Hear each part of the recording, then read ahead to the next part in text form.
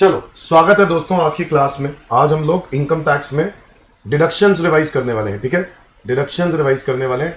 बड़ा ही important chapter है और यूजुअली इसमें से कंबाइन करके क्वेश्चन आते हैं। कैसे आता है क्वेश्चन? कंबाइन करके। मेरी बात समझ में आ रही है? जैसे अगर मान लो मैं सीए स्टूडेंट्स की बात करूं तो सीए स्टूडेंट्स को पहला क्वेश्चन जो आता है उस पर हमेशा डिडक्शंस वगैरह मिक्स करके आता है। ठीक है, और अगर आप मुझसे पूछोगे सर सीएमए और सीएस का सेपरेट क्वेश्चन आने के चांसेस हैं, बट सीएस वाले बच्चों को भी पीछे क्वेश्चन जो आया था उसके अंदर भी एक कंबाइन करके क्वेश्चन डाला था।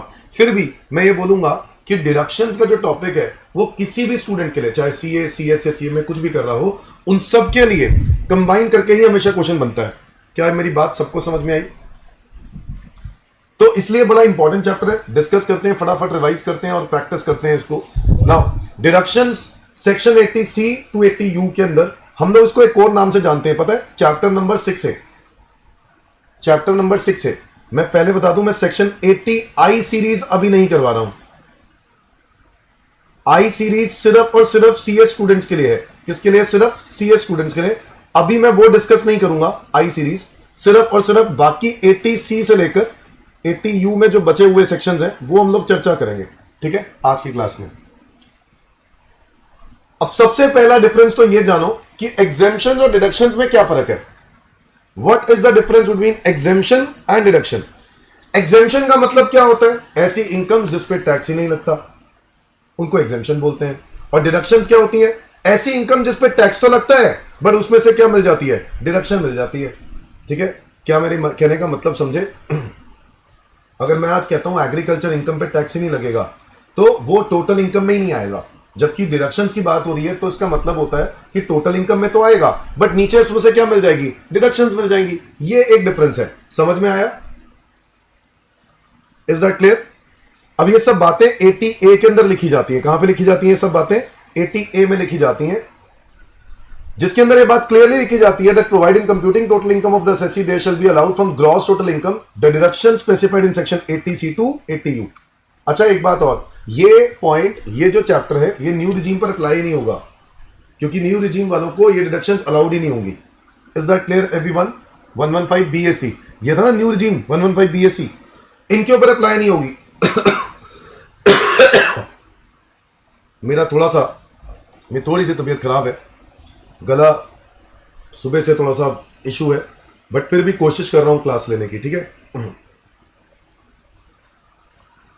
थोड़ा सा आराम से बोलूंगा। सो मुझे बताओ, सेक्शन 80A1 कहता है दैट टोटल इनकम में से हम टोटल इनकम को कंप्यूट करते वक्त हम क्या करते हैं? हम टोटल इनकम को कंप्यूट करते वक्त पहले क्या निकालते हैं? ग्रॉस टोटल इनकम, और उसमें से माइनस करते हैं क्या? Deductions. Under section 80C to 80U। ठीक है कि नहीं? ये माइनस करने के बाद जो इनकम आती है इसको हम बोलते हैं टोटल इनकम। क्या बोलते हैं इसको हम? Total income. और इसी टोटल इनकम पे हमें गवर्नमेंट को क्या देना होता है? टैक्स देना होता है। समझ गए मेरी बात? ठीक है, अब एक बात और याद रखना, जो डिडक्शंस होती हैं वो कभी भी किसी भी हालत सूरत में इससे ज्यादा नहीं हो सकता। किससे ज्यादा नहीं हो सकता? जीटीआई से ज्यादा नहीं हो सकता। तो डिडक्शंस जो हैं वो किसी भी हालत में जीटीआई से ज्यादा नहीं हो सकता, इससे हमेशा कम होगा, याद रखना। आगे बढ़ते हैं। अच्छा, ये बात यहां लिखी हुई है। ठीक है, अब वो कह रहा है in case of AOP BOI, association of person या body of individuals, association of person या बॉडी ऑफ इंडिविजुअल्स में अगर एओपी और बीओआई एक्सरसाइज करते हैं option of shifting out, shifting out मतलब ओल्ड रिजीम में जाना चाहते हैं, if any deduction is admissible under section 80G, GGA, GGC, ये कौन से डिडक्शंस हैं? ये हैं डोनेशंस वाले। कौन से वाले हैं? डोनेशंस वाले। याद है? No deduction under the same section shall be made in computing the total income of the member of AOP or BOI in relation to share of such member। क्या समझे? अगर AOP और BOI को कोई association of person है, इनकी income पे tax अलग से निकलता है कि नहीं निकलता? सारे बच्चे बताओ, क्या AOP अपनी इनकम्स पे टैक्स खुद देता है? हाँ या ना? हाँ, AOP अपनी इनकम पे खुद टैक्स देता है, BOI अपनी इनकम पे टैक्स खुद देता है। अगर एओपी या बीओआई अपनी इनकम पे टैक्स खुद देता है, तो जब हम इसके मेंबर की इनकम निकाल रहे होंगे, जो भी मेंबर है उसकी इनकम निकालते वक्त हम 80G की, 80GG ए की, 80GG बी की, ये ना, ये डिडक्शन नहीं देंगे। कहते हैं क्योंकि आपने ये डिडक्शन क्लेम कर ली। अगर एसोसिएशन ऑफ पर्सन की इनकम में से अगर ये डिडक्शन क्लेम कर ली, तो भाई साहब जब आप इनकी इनकम निकाल रहे होगे मेंबर की, तो इसमें से माइनस नहीं करेंगे। क्या मेरी बात समझ में आ गई? क्या आप लोगों को मेरी बात समझ में आ गई? सेक्शन 80A(4) कहता है the profit and gains allowed as deduction under section 10AA। ये कौन सा सेक्शन है? स्पेशल इकोनॉमिक जोन, बहुत ही इंपॉर्टेंट है। हो सके तो मैं आज ये भी करवा दूंगा, ठीक है, ध्यान से सुनना। सेक्शन 10AA भी under any provision of chapter 6A under the heading C. ये 6A का हेडिंग सी क्या होता है? 80H to 80RRB। सुनो, 80H to 80RRB हेडिंग सी होता है। चैप्टर 6A पूरा 80C से लेकर 80U की लिस्ट है, जिसमें हेडिंग सी क्या है? 80H से लेकर 80RRB। मेरी बात समझ में आ गई? shall not be allowed as deduction under any provisions of the act for such assessment year। कहता है where a deduction under the heading, भाई सिंपल सी बात है। गवर्नमेंट कहता है कि आपको ये सेक्शन जो हेडिंग सी है ना, 80I सीरीज की बात कर रहा है बेसिकली। ये जो I सीरीज है ना, इसके अंदर भी और स्पेशल इकोनॉमिक जोन वाले सेक्शन में भी 10-10 साल, 15-15 साल प्रॉफिट डिडक्ट कर दिया जाता है। गवर्नमेंट कहता है हम टैक्स नहीं देना। गवर्नमेंट क्या कहता है? टैक्स देने की जरूरत नहीं है। So the profit and gain allowed as deduction under section 10AA और any provision of chapter 6A under the heading C 80H to 80RRB in any assessment year shall not be allowed as deduction under any other provision of the act for the such assessment year। अगर आप इन sections में deduction claim कर रहे हो ना, तो आप कोई और प्रोविजंस में डिडक्शन क्लेम नहीं कर पाओगे। जैसे कि मैं बताता हूं, आप कोई भी सेक्शन का डिडक्शन लेना चाह रहे हो 80, इसके अलावा, इनके अलावा अगर आप इनकी ऑलरेडी क्लेम कर रहे हो, तो भाई साहब आप पहले ही 10-10 साल प्रॉफिट का बेनिफिट ले रहे हो। जब पूरा ही प्रॉफिट एग्जेम्प्ट हो रहा है या पूरा प्रॉफिट की डिडक्शन मिल रही है, तो गवर्नमेंट क्या कह रहा है? हम इस रिस्पेक्ट में और कोई डिडक्शन क्यों दें?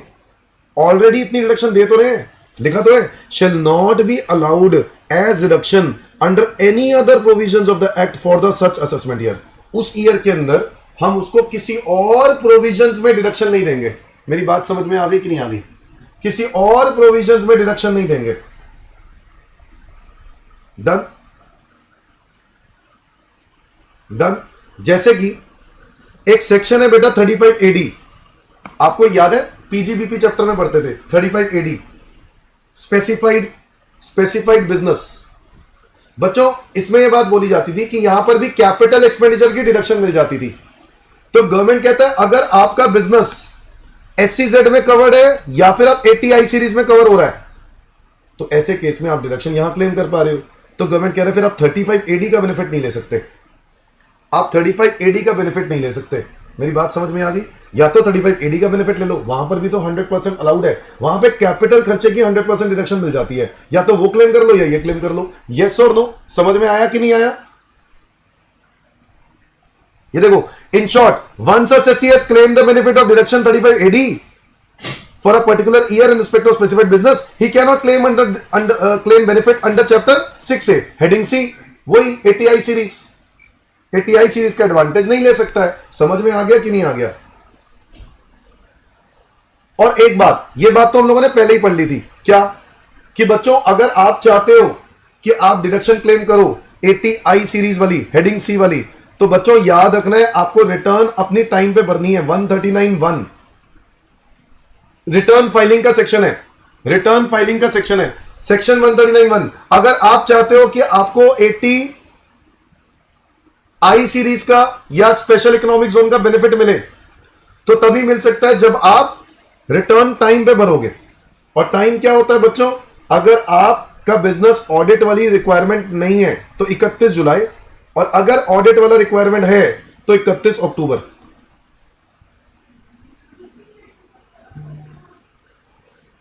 जो इससे कनेक्टेड होगा अनमोल, जो भी इससे कनेक्टेड होगा, ये तो एग्जांपल है अनमोल,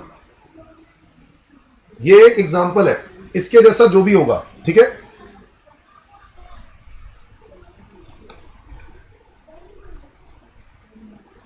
अब ग्रॉस टोटल इनकम कैसे निकालते हैं वो मैं पता है, मैं आगे बढ़ता हूं। सेक्शन 80C में क्या क्या आता है बताओ बच्चों, सेक्शन नंबर 80C में क्या क्या आता है बताओ, सेक्शन नंबर 80C में क्या क्या आता है। सेक्शन नंबर 80C में आता है पहला पॉइंट लाइफ इंश्योरेंस। क्या आता है? लाइफ इंश्योरेंस ऑफ इंडिविजुअल, खुद का, स्पाउस का और चिल्ड्रन का। यस और नो? आप अपना, अपने स्पाउस का और बच्चों का। बच्चे जो हैं जितने भी आप उनका प्रीमियम पे कर रहे हो, कोई दिक्कत नहीं है, आप क्लेम कर सकते हो, इसकी डिडक्शन क्लेम कर सकते हो। यहां पर बच्चों के बारे में यह बात बोली गई है कि बच्चे डिपेंडेंट भी हो सकते हैं, बच्चे इंडिपेंडेंट भी हो सकते हैं, बच्चे माइनर भी हो सकते हैं और बच्चे मेजर भी हो सकते हैं। बच्चा कोई भी कैटेगरी का हो, डिपेंडेंट हो, इंडिपेंडेंट हो, माइनर हो या मेजर हो, तो बच्चों को इसके अंदर कवर किया जाता है। यह बात ना मैंने सैलरी चैप्टर में बता देता हूं, मैं जरा खोल दूं सैलरी चैप्टर, ये रहा सैलरी चैप्टर में ही मैं सेक्शन 80C करवा देता हूं। याद आ रहा है आपको कुछ?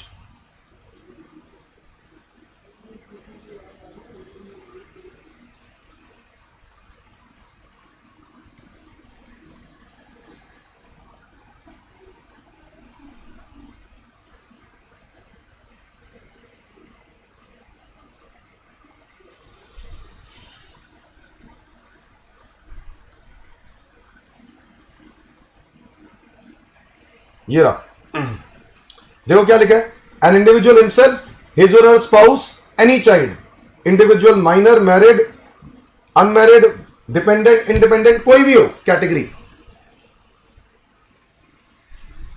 यस बेटा, टैक्स में भी स्टेप मार्किंग होती है। यस, बताओ बच्चों, डिपेंडेंट हो, इंडिपेंडेंट हो, माइनर हो, मेजर हो, मैरिड हो या अनमैरिड हो।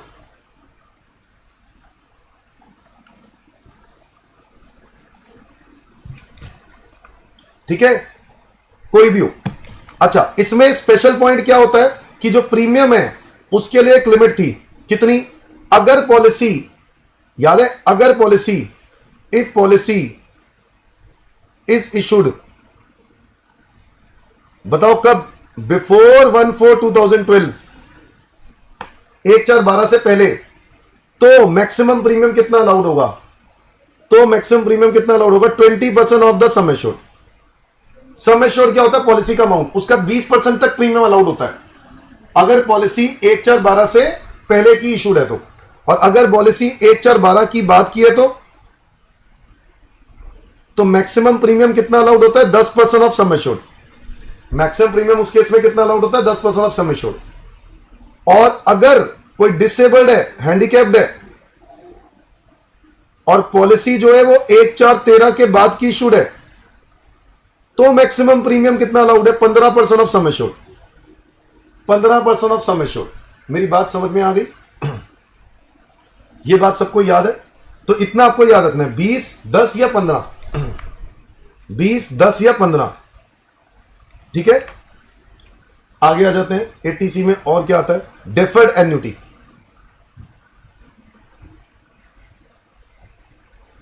जो गवर्नमेंट के इंप्लॉइज का पैसा डिडक्ट किया जाता है और हर साल डिडक्ट किया जाता है और उनके लिए सेविंग की जाती है फ्यूचर के लिए, तो जितना भी पैसा डिडक्ट किया जाएगा उस अमाउंट की क्या मिल जाएगी? Deduction under section 80C। अच्छा, इसके अलावा national saving certificate, national saving scheme post office में मिलेगा। इसके अलावा पीपीएफ, पीपीएफ आप किसी के नाम पे भी करवा सकते हो, अपने स्पाउस के या बच्चों के नाम पे, और उसकी आप डिडक्शन क्लेम कर सकते हो आप खुद। 1.5 लाख रुपए तक की डिडक्शन मिल सकती है। पीपीएफ हो गया। इसके बाद है एसपीएफ, आरपीएफ, एएसएफ। बताओ हां कि ना? तो इन सब पे पेमेंट्स देने की आपको क्या मिलती है? Deduction under section 80C। और बताओ इसके अलावा क्या आता है इसके अंदर? इसके अंदर आता है कि अगर आपने म्यूचुअल फंड्स खरीद लिए, म्यूचुअल फंड्स खरीद लिए, ठीक है, या फिर आपने यूटीआई के यूनिट्स खरीद लिए, यूनिट्स ऑफ यूटीआई, है ना, या फिर आपने यूलिप प्लान ले लिया ऑफ यूटीआई, क्या ले लिया, यूलिप ऑफ यूटीआई, या फिर आपने यूलिप प्लान ले लिया, यूलिप प्लान ले लिया किसका, एलआईसी म्यूचुअल फंड वालों का, एलआईसी वालों का। मेरी बात समझ में, यूलिप याद है, यूनिट लिंक्ड इंश्योरेंस प्लान, जिसके अंदर यूनिट्स भी होते हैं, आपके पैसे इन्वेस्ट कर दिए जाते हैं मार्केट में भी और आपकी इंश्योरेंस भी करा दी जाती है, ये होते हैं यूलिप प्लान्स। तो यूलिप प्लान पर भी क्या मिल जाती है, डिडक्शन अंडर सेक्शन 80C। अच्छा और बताओ, पेंशन फंड,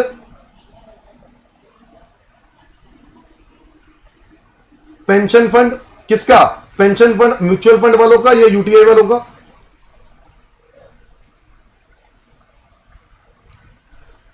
अच्छा आप ट्यूशन फीस भर रहे हो, क्या भर रहे हो बताओ, ट्यूशन फीस। स्कूल में जो फीस स्लिप होती है, उस फीस स्लिप में एक ट्यूशन फीस का कॉलम होता है, उसकी भी क्या मिल जाती है, डिडक्शन अंडर सेक्शन 80C। तो वो डिडक्शन मिल जाएगी ट्यूशन फीस की अमाउंट की, ठीक है। इसके अलावा अगर आपने लोन लिया है, लोन की रीपेमेंट कर रहे हो, क्या कर रहे हो, लोन की रीपेमेंट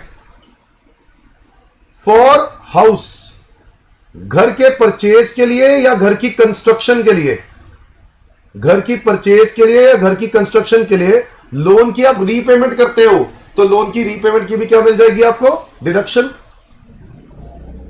बट ये बता ना, याद है, लोन गवर्नमेंट बैंक से ही लोन लेना है, ठीक है, ये रहा वो पॉइंट, ओके। फिर इसके अंदर हम लोगों ने और क्या पढ़ा था, डिवेंचर्स खरीद लो या इक्विटी शेयर्स खरीद लिए, किसके, पब्लिक इंफ्रा कंपनी के। जो भी कंपनी पब्लिक कंपनी है, इंफ्रास्ट्रक्चर का काम करती है, उनको उनके डिवेंचर्स या उनके इक्विटी शेयर्स खरीदने पर डिडक्शन मिल जाएगी 80C में। इसके अलावा सुकन्या समृद्धि स्कीम, सुकन्या समृद्धि अकाउंट, याद है, सुकन्या समृद्धि अकाउंट में इन्वेस्ट कर दो फॉर अ गर्ल चाइल्ड, आपको डिडक्शन मिल जाएगी। सीनियर सिटीजन सेविंग स्कीम, ये इस पर भी डिडक्शन मिल जाएगी अंडर सेक्शन 80C। तो स्कीम्स है, कुछ याद करनी होंगी। नबार्ड के बॉन्ड्स खरीद लो, bonds of NABARD, bonds of NABARD, या फिर आप एफडी करवा लो, क्या करवा लो, एफडी करवा लो, कितने वाली, 5 ईयर वाली लॉक इन एफडी करवा लो। अच्छा पोस्ट ऑफिस में हो तो टाइम डिपॉजिट करा लो, वो भी 5 ईयर वाली, ये पोस्ट ऑफिस में वर्ड दिया जाता है, पोस्ट ऑफिस में टाइम डिपॉजिट, और नॉर्मली बैंक्स में क्या बोला जाता है, एफडी बोली जाती है, ठीक है। तो इन जगहों पर आप इन्वेस्ट करते हो तो आप डिडक्शन क्लेम कर सकते हो। मैक्सिमम डिडक्शन कितनी क्लेम कर सकते हो 80C में, 1.5 लाख। मैक्सिमम डिडक्शन 80C में कितनी क्लेम कर सकते हो, 1.5 लाख। ये है हमारा section number 80C। Is that clear?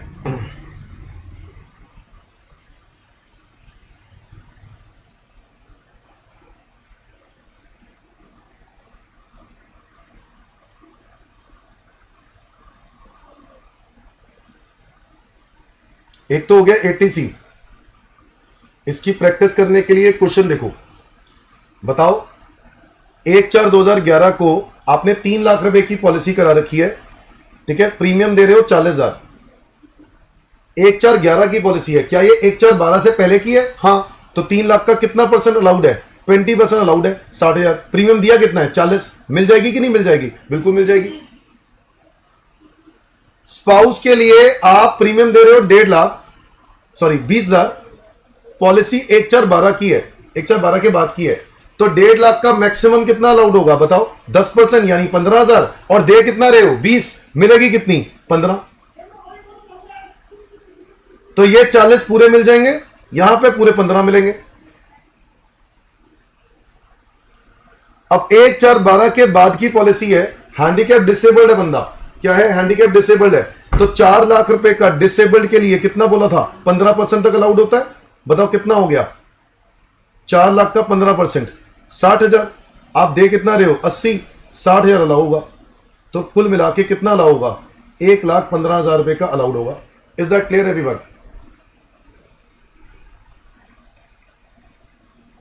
Is that clear everyone? एक बात का याद रहे कि लॉटरी इनकम जो होती है ना, और लॉटरी इनकम और एलटीसीजी और एसटीसीजी 111A, इन पे कभी 80C2 ATU नहीं मिलता है।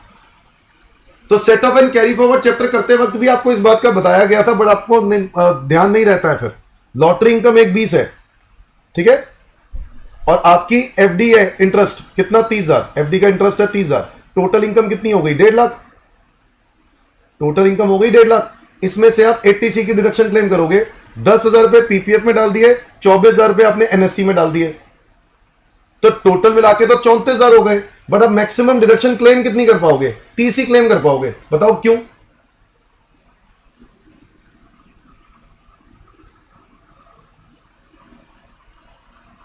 अनमोल वो किसी और सेक्शन में है ना, अनमोल जो तुम बोल रहे हो वो किसी और सेक्शन में है। अभी हम 80C की बात कर रहे थे, ठीक है अनमोल? तो आप पीपीएफ में डाल रहे हो 10,000 और एनएससी में डाला आपने 24,000, कुल मिला के कितने हो गए? 34 हो गए। बट आपको मैक्सिमम कितनी मिलेगी डिडक्शन? 30 ही मिलेगी। बताओ मैक्सिमम कितनी मिलेगी? 30 ही मिलेगी। क्यों? क्योंकि आपकी जो इनकम है वो 30 ही तो है, इसमें तो मिलेगी नहीं ना। समझ गए मेरी बात? तो ये डिडक्शन क्लेम कर ली तो आपकी इनकम कितनी हो गई? 120। आपको 120 पे टैक्स देना है। Is that clear? Is that clear? आ जाओ आगे, सेक्शन नंबर 80CCC। 80CCC, अब ये क्या है? ये कहता है आप पेंशन फंड में कंट्रीब्यूट कर रहे हो। किसमें कंट्रीब्यूट कर रहे हो? Pension fund. किसका? एलआईसी वालों का या किसी और इंश्योरेंस कंपनी का? एलआईसी वालों का या किसी और इंश्योरेंस कंपनी का जो पेंशन फंड है। इन्होंने पेंशन फंड खोल रखा होता है। अगर आप पेंशन फंड में इन्वेस्ट करते हो तो उसकी भी आपको क्या मिलती है? Deduction under section 80CCC। तो अगर आप इन्वेस्ट करते हो इसमें डिडक्शन मिलेगी 80C। तो ये है क्या? पेंशन फंड में इन्वेस्ट करते हो, जब जब इन्वेस्ट करोगे डिडक्शन मिलती रहेगी, और जब रिटायरमेंट हो जाएगा तो आपको पेंशन मिलनी स्टार्ट हो जाएगी। ठीक है? इसके अंदर क्या होता है? इंटरेस्ट भी आता रहता है, बट इंटरेस्ट आने की वजह से आप ये नहीं कह सकते कि वो इंटरेस्ट भी आप इन्वेस्ट कर रहे हो। नहीं नहीं नहीं नहीं नहीं, वो इंटरेस्ट इन्वेस्ट नहीं हो रहा है। ठीक है? कहीं आपको लग रहा है वो इंटरेस्ट भी इन्वेस्ट हो रहा है, तो वो इंटरेस्ट इन्वेस्ट नहीं हो रहा है। जो इंटरेस्ट बोनस के, जो इंटरेस्ट उस पेंशन फंड में ऐड होता जा रहा है, वो आपकी इन्वेस्टमेंट नहीं है, तो इसकी कोई डिडक्शन नहीं मिलेगी। बस तो इन्वेस्ट करने पर डिडक्शन मिलेगी, दैट्स इट। 80CCC की मिल जाएगी डिडक्शन। ओके सर, मानो अगर मान लो मैंने पैसा निकलवा लिया तो क्या हो जाएगा? कह रहा है where an amount standing to the credit of SSC in the fund of which deduction has been allowed together with interest or bonus or credit to एसएससी's account is received by SSC or is nominee on account of surrender of the annuity plan in any previous year, or a pension is received from the annuity plan, such amount will be deemed to be the income of the SSC or nominee in that previous year. In such withdrawal is made or pension is received, it will be chargeable to tax as the income of the previous year. तुम्हें क्या लगा था कि tax नहीं लगेगा? Pension fund से जो पैसा मिलेगा, ये वाले पेंशन फंड से जो भी पैसा मिलेगा, कल को वो टैक्सेबल भी होगा। आज डिडक्शन मिल रही है, कल टैक्सेबल हो जाएगा। 80C में भी, ये तो 80C था जिसमें मैक्सिमम डिडक्शन 1.5 लाख है। 80CCC किसके बारे में है बताओ? पेंशन फंड ऑफ एलआईसी या फिर कोई और insurance company, other insurer. Maximum deduction कितनी अलाउड है? 1.5 लाख। मैक्सिमम डिडक्शन कितनी अलाउड है? 1.5 लाख। फिर आता है 80CCD। ये क्या है? National pension scheme. 80CCD क्या है? National pension scheme. आप कंट्रीब्यूट करते हो towards national pension scheme notified by the central government, तो आपको क्या मिलेगी? Deduction under section 80CCD। ठीक है? अब एनपीएस के अंदर क्या है, थोड़ी बात को ध्यान से समझना।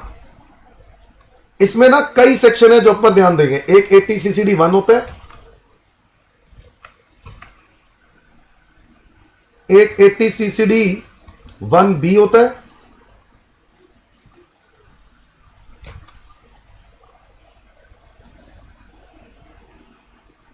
एक 80 CCD 2 होता है,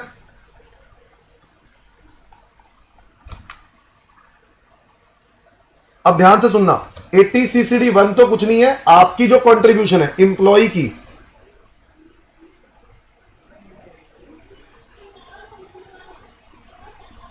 टू NPS, उसकी आपको डिडक्शन मिल जाएगी। 80 CCD 1 है, 80 CCD 2 क्या है? इंप्लॉयर्स कंट्रीब्यूशन,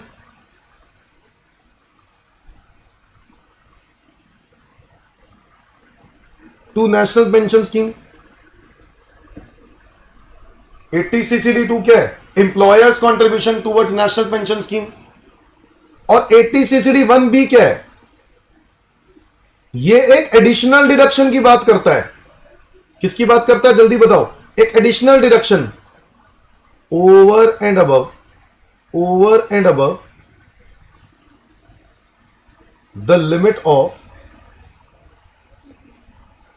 80 CCE, जो कि है 1.5 लाख। आपको मैं बता दूं 80 CCD में भी 1.5 लाख है, पता है ये बात? 80 CCD की अपनी लिमिट भी 1.5 लाख है। और 80 CCE एक सेक्शन है जो तीनों का टोटल क्या क्या करता है, मतलब 80 CCE क्या कहता है? इन तीनों का टोटल, जहां पर कितना बोलता है 1.5 लाख ही अलाउड है, यस और नो? 80 CCE भी 1.5 लाख ही बोलता है, तीनों का टोटल, मतलब 80C 80CCC 80 CCD मिला के 1.5 लाख। अब क्या है इसके अंदर, जो मैं 80 CCD 1 में बात कर रहा हूं, मैं इसकी बात कर रहा हूं बेसिकली, इसको मिला के 1.5 लाख सब कुछ टोटल। ये क्या है? ये एम्प्लॉयर का कंट्रीब्यूशन है, आपको डिडक्शन क्यों मिलेगी? ये तो एम्प्लॉयर का कंट्रीब्यूशन है, आपको डिडक्शन क्यों मिलेगी? कह रहे जो एम्प्लॉयर ने कंट्रीब्यूट किया होगा ना, पहले वो आपको टैक्सेबल हो जाएगा। जो एम्प्लॉयर ने कंट्रीब्यूट किया होगा पहले वो आपको टैक्सेबल हो जाएगा, ऊपर ग्रॉस टोटल इनकम में आ जाएगा, और फिर वही अमाउंट, क्योंकि आपने एम्प्लॉयर ने कंट्रीब्यूट कर दिया है तो उसकी आपको डिडक्शन भी मिल जाएगी। तो पहले टैक्सेबल हो जाएगा, एम्प्लॉयर के कंट्रीब्यूशन करने की वजह से आपको डिडक्शन भी मिल जाएगी। तो एम्प्लॉयर का कंट्रीब्यूशन आपके लिए तो टैक्सेबल होना चाहिए, पैसा तो एम्प्लॉयर ने दिया है, बट गवर्नमेंट कह रहा है आपको एम्प्लॉयर के कंट्रीब्यूशन की भी डिडक्शन मिल जाएगी। मेरी बात समझ में आ रही है कि नहीं आ रही है? तो एम्प्लॉइज कंट्रीब्यूशन की डिडक्शन, एम्प्लॉयर कंट्रीब्यूशन की डिडक्शन, और 80 CCD 1 भी क्या कहता है? ये एडिशनल है, पता है कितने रुपए की? Up to the limit of 50,000, 50,000 extra, 50,000 extra. तो ध्यान से देखें तो 80 CCE जो 1.5 लाख रुपए का बेनिफिट कहता है मैक्सिमम, उसके अंदर 50,000 रुपए और आपको बेनिफिट मिलेगा, यानी कुल मिला के 2 लाख रुपए तक का बेनिफिट ले सकते हैं। कुल मिला के 2 लाख तक का बेनिफिट ले सकते हैं, ठीक है? Is that clear everyone? Is that clear everyone?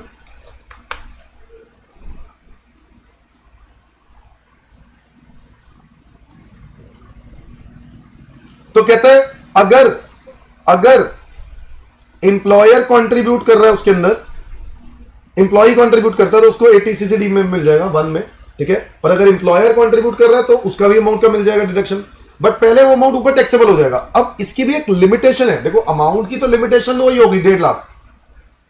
अच्छा एक और बात, यहां पर लिमिट 1.5 लाख है, individual limit 1.5 lakh, individual limit 80 CCD 1 में।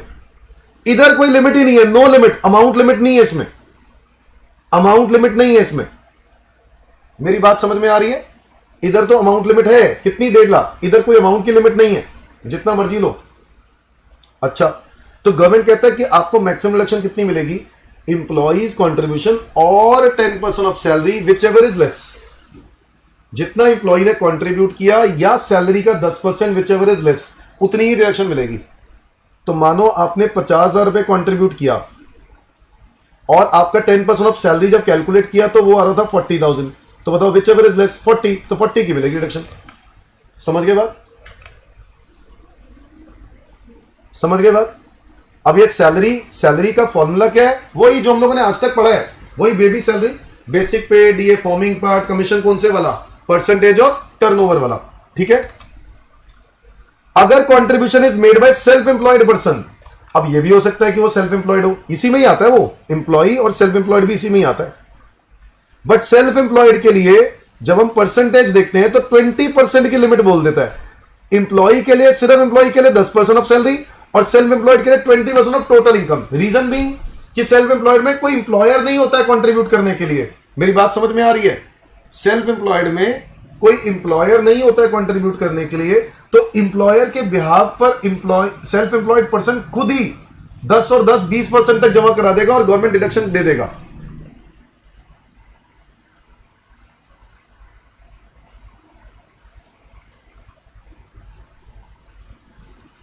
अनमोल 12% कहां से आ गया? 12% तो पीएफ वाला पॉइंट था ना बेटा, आरपीएफ।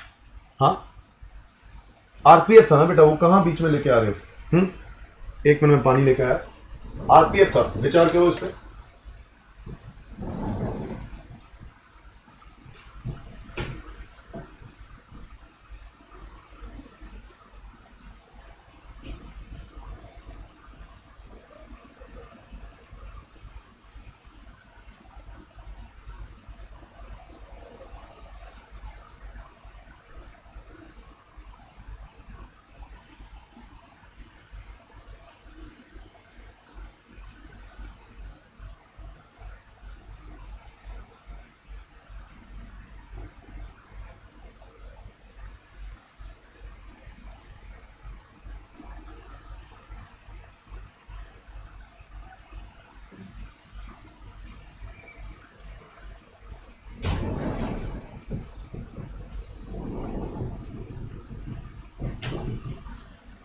हाँ जी,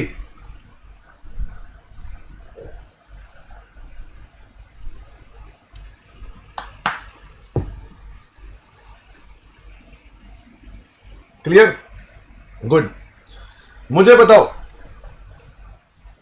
यहां तक सबको समझ में आ गया? ओके, सेल्फ एम्प्लॉयड पर्सन है तो 20% ऑफ द टोटल इनकम का कंपेयर करेंगे एक्चुअल कंट्रीब्यूशन के साथ, विच एवर इज लेस, उतने अमाउंट की क्या मिल जाएगी? डिडक्शन। ठीक है, और 1B में क्या लिखा हुआ है? एडिशनल डिडक्शन अप टू 50,000, याद रहेगा। 80 CCE के बियॉन्ड लिमिट है ये, ठीक है, तो याद रहे। अच्छा, यहां पर भी क्या इंप्लॉयर की भी कंट्रीब्यूशन की एक लिमिट है? हाँ, यहां पर भी लिमिट है 10% ऑफ सैलरी। तो मतलब ये हुआ अमाउंट की लिमिट नहीं है इंप्लॉयर कंट्रीब्यूशन में, बट 10% ऑफ सैलरी से ज्यादा दोगे, 10% ऑफ सैलरी से ज्यादा दोगे तो ऊपर इंप्लॉयर कंट्रीब्यूशन तो पूरा टैक्सेबल हो जाएगा, नीचे जो डिडक्शन मिलेगी ना वो 10% ऑफ सैलरी मिलेगी। मतलब ये मान लो तुम्हारी सैलरी 30 लाख रुपए है। कितने रुपए की सैलरी है बताओ? 30 लाख। इंप्लॉयर ने कंट्रीब्यूट किया है 4 लाख रुपए। इंप्लॉयर ने कितना कंट्रीब्यूट किया है? 4 लाख रुपए। तो 4 लाख रुपए टैक्सेबल कर दूं? कर दो सर, 34 लाख। अब माइनस करेंगे डिडक्शन, इसकी डिडक्शन भी मिल जाएगी, पूरे 4 की मिल जाएगी? नहीं।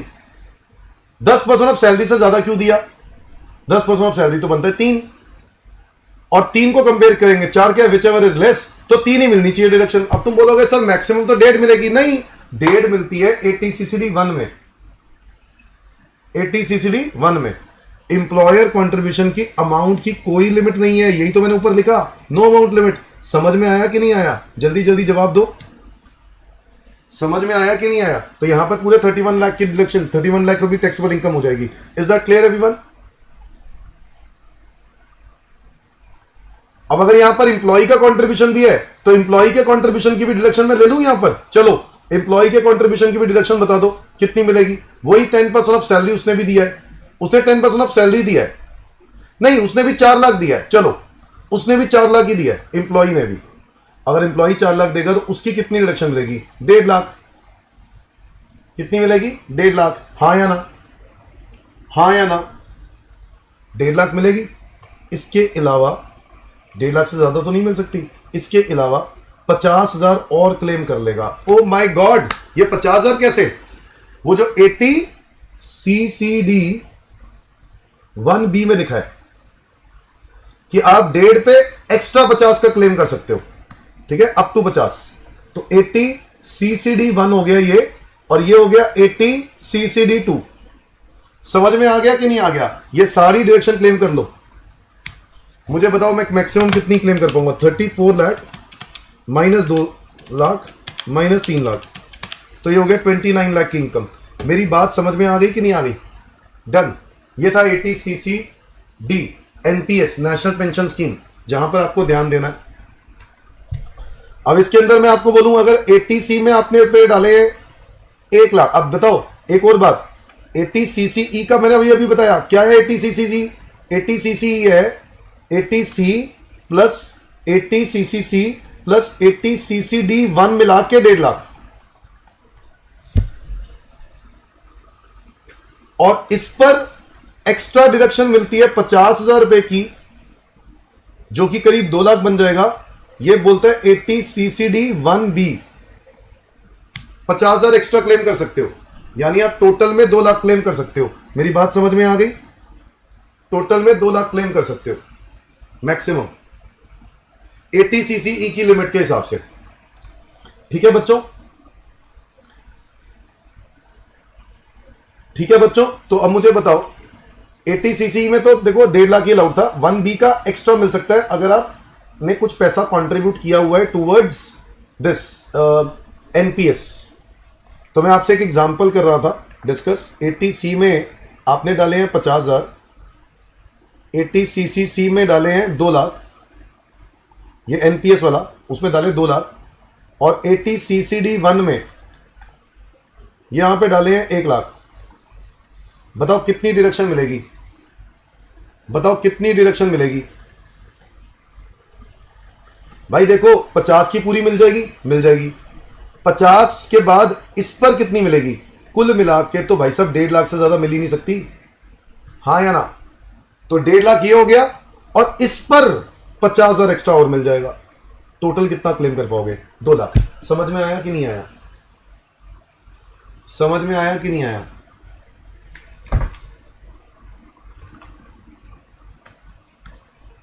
लो जी, एक और एग्जांपल सीखो। 80C 1 lakh, 80CCC 2 lakh, 80CCD1 1 lakh, 80CCD2 2 lakh. बताओ कितनी डिडक्शन मिलेगी? अमाउंट बताओ, अमाउंट फटाफट यहां पे बताओ, अमाउंट कितने अमाउंट की मिलेगी डिडक्शन टोटल?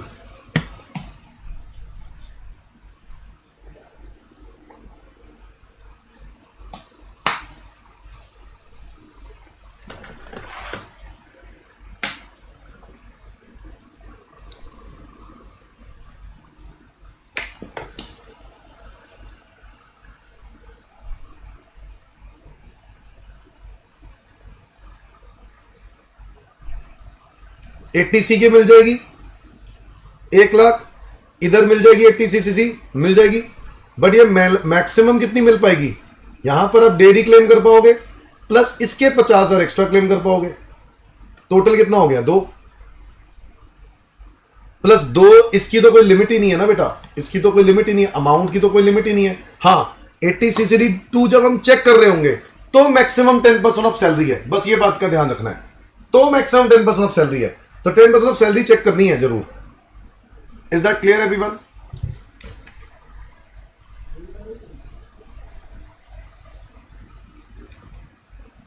नहीं नहीं, सैलरी नॉट नोन नहीं, सैलरी तुम मान के चलो कि ये 10% ऑफ सैलरी के लिमिट के अंदर अंदर ही है। ये भी 10% ऑफ सैलरी है, ये भी 10% ऑफ सैलरी के अंदर अंदर ही है। ठीक है, अमाउंट ठीक है 10% ऑफ सैलरी के हिसाब से। ओके, 10% ऑफ सैलरी ही है, बट हाँ ये इंप्लॉयर के कंट्रीब्यूशन की पूरे अमाउंट की डिडक्शन मिल जाएगी।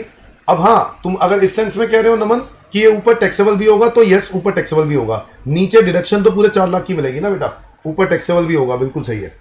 टैक्सेबल भी होगा तो इफेक्ट उसका 0 ही हो जाएगा, नलिफाई हो जाएगा। ठीक है,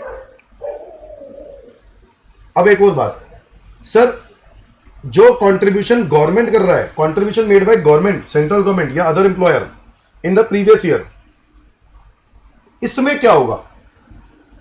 इसमें क्या होगा? जो गवर्नमेंट कंट्रीब्यूट कर रहा है उसमें 14% ऑफ सैलरी की लिमिट है। वैसे एम्प्लॉयर के कंट्रीब्यूशन की लिमिट कितनी है? 10% ना, बट यहां पर कह रहा है गवर्नमेंट कंट्रीब्यूट करेगा तो 14% ऑफ सैलरी है। गवर्नमेंट कंट्रीब्यूट करेगा तो 14% ऑफ सैलरी है। ठीक है, इज दैट क्लियर?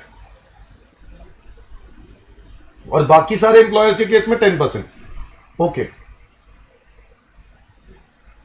बच्चों, एक बात का और ध्यान देना, no maximum amount exemption, no maximum amount restriction under employer contribution. Amount की कोई रिस्ट्रिक्शन नहीं है, जितना मर्जी डालो। नोट नंबर 2 में लिखता है कि अगर आपने एनपीएस स्कीम बीच में क्लोज करवा दिया, क्या करवा दिया? क्लोज, तो क्लोजर पे आपको 60% पैसा एग्जेम्प्ट हो जाएगा, 40% पैसा टैक्सेबल हो जाएगा। क्या ये बात समझे? 60% पैसा एग्जेम्प्ट हो जाएगा, 40% पैसा टैक्सेबल हो जाएगा, जितना भी पैसा उसमें पड़ा होगा। मान लो 5 लाख पड़े हैं, तो 5 लाख में से 60% एग्जेम्प्ट, कितना एग्जेम्प्ट? 3 एग्जेम्प्ट, कितना पे टैक्स? 2 पे टैक्स। नोट 3 कह रहा है अगर इंप्लॉय ने विड्रॉ कर लिया partial amount from NPS, then 25% of such amount is exempt from tax. अगर इंप्लॉय पार्शियल अमाउंट विड्रॉ कर लेता है, मतलब स्कीम अभी बंद नहीं कराई है, एनपीएस चल रहा है, बट एनपीएस को चलते चलते ही बीच में से पैसा क्या निकाल लिया? विड्रॉ कर लिया। 25% पैसा विड्रॉ करने, 25% पैसा क्या हो जाएगा? एग्जेम्प्ट हो जाएगा, बाकी परसेंट पैसा क्या हो जाएगा? टैक्सेबल।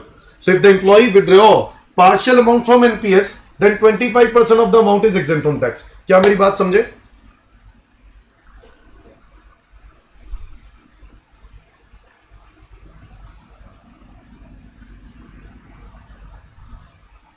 क्या मेरी बात सबको समझ में आ गई? So if the employee withdraw partial amount from NPS, then 25% of the amount is exempt from tax, 75% amount taxable. और अगर क्लोजर कराता हूं एनपीएस का, तो 60% एग्जेम्प्ट और 40% टैक्सेबल। इतनी बात समझ में आ गई? नोट नंबर 4, अगर pension is receive out of NPS, अगर pension is receive out of NPS, NPS से पेंशन मिलती है, तो बच्चों ये फुली टैक्सेबल होगी। सर जो अमाउंट एम्प्लॉयर दे रहा है वो तो सारा इंक्लूड होगा, बट एम्प्लॉयर कंट्रीब्यूशन की डिडक्शन तो मैक्सिमम 10% ही होगी। हाँ, बिल्कुल सही बात है, ठीक है, बिल्कुल सही बात है। नमन बताओ, पेंशन अगर एनपीएस से मिलती है तो ये फुली टैक्सेबल है, बट यही अगर नॉमिनी को मिलती है तो एग्जेम्प्ट है, नॉमिनी को मिलती है तो एग्जेम्प्ट है। मेरी बात समझ में आ गई? तो ये सब बातें आपको ध्यान रखनी है जब आप क्वेश्चन कर रहे हो तो। ओके, आओ एक क्वेश्चन डिस्कस कर लेते हैं इसका, फिर मैं अगले टॉपिक पे बढ़ता हूं। Mister A is employed with ABC limited, deposited 120 in PPF, 15,000 रुपए का लाइफ इंश्योरेंस, 1,20,000 की पॉलिसी थी। पॉलिसी देखो कब की है? 1/5/12, 1/5/12। तो क्या ये पॉलिसी 1/4/12 के बाद की है? हाँ। Deposited 30,000 in FD. He has also contributed 120 being 10% of salary to a notified pension scheme of central government. ये कौन सी स्कीम है? एनपीएस। एनपीएस में 10% ऑफ सैलरी पैसा जमा कराया, ओके। मैचिंग कंट्रीब्यूशन कंपनी ने भी दिया, ठीक है। अब बताना आपको ये है कि टोटल डिडक्शन मिलेगी कितनी, मुझे बताओ ना। 80C में बताओ कितनी मिलेगी? 80C में 1/20 मिलेगी, मिलेगी पीपीएफ की, प्लस क्या लाइफ इंश्योरेंस के 15,000 की मिलेगी? 15,000 की मिलेगी। पॉलिसी 1/20 की है, तो 1/20 का मैक्सिमम 10% कितना हो गया? 12,000, क्योंकि पॉलिसी 1/4/12 के बाद की है ना, तो 1/20 का 10% कितना हुआ? 12,000। बट यहां पे प्रीमियम दिया है 15, तो कितनी मिलेगी? 12 ही मिल पाएगी, हाँ या ना? 12 ही मिल पाएगी। 30,000 रुपए एफडी कराई है, तो एफडी की मिल जाएगी कि नहीं मिल जाएगी? बिल्कुल मिल जाएगी। टोटल कितना हो गया ये? 162, बट मैक्सिमम कितनी मिलेगी? 1.5 लाख। समझ गए? मैक्सिमम कितनी मिलेगी? 1.5 लाख।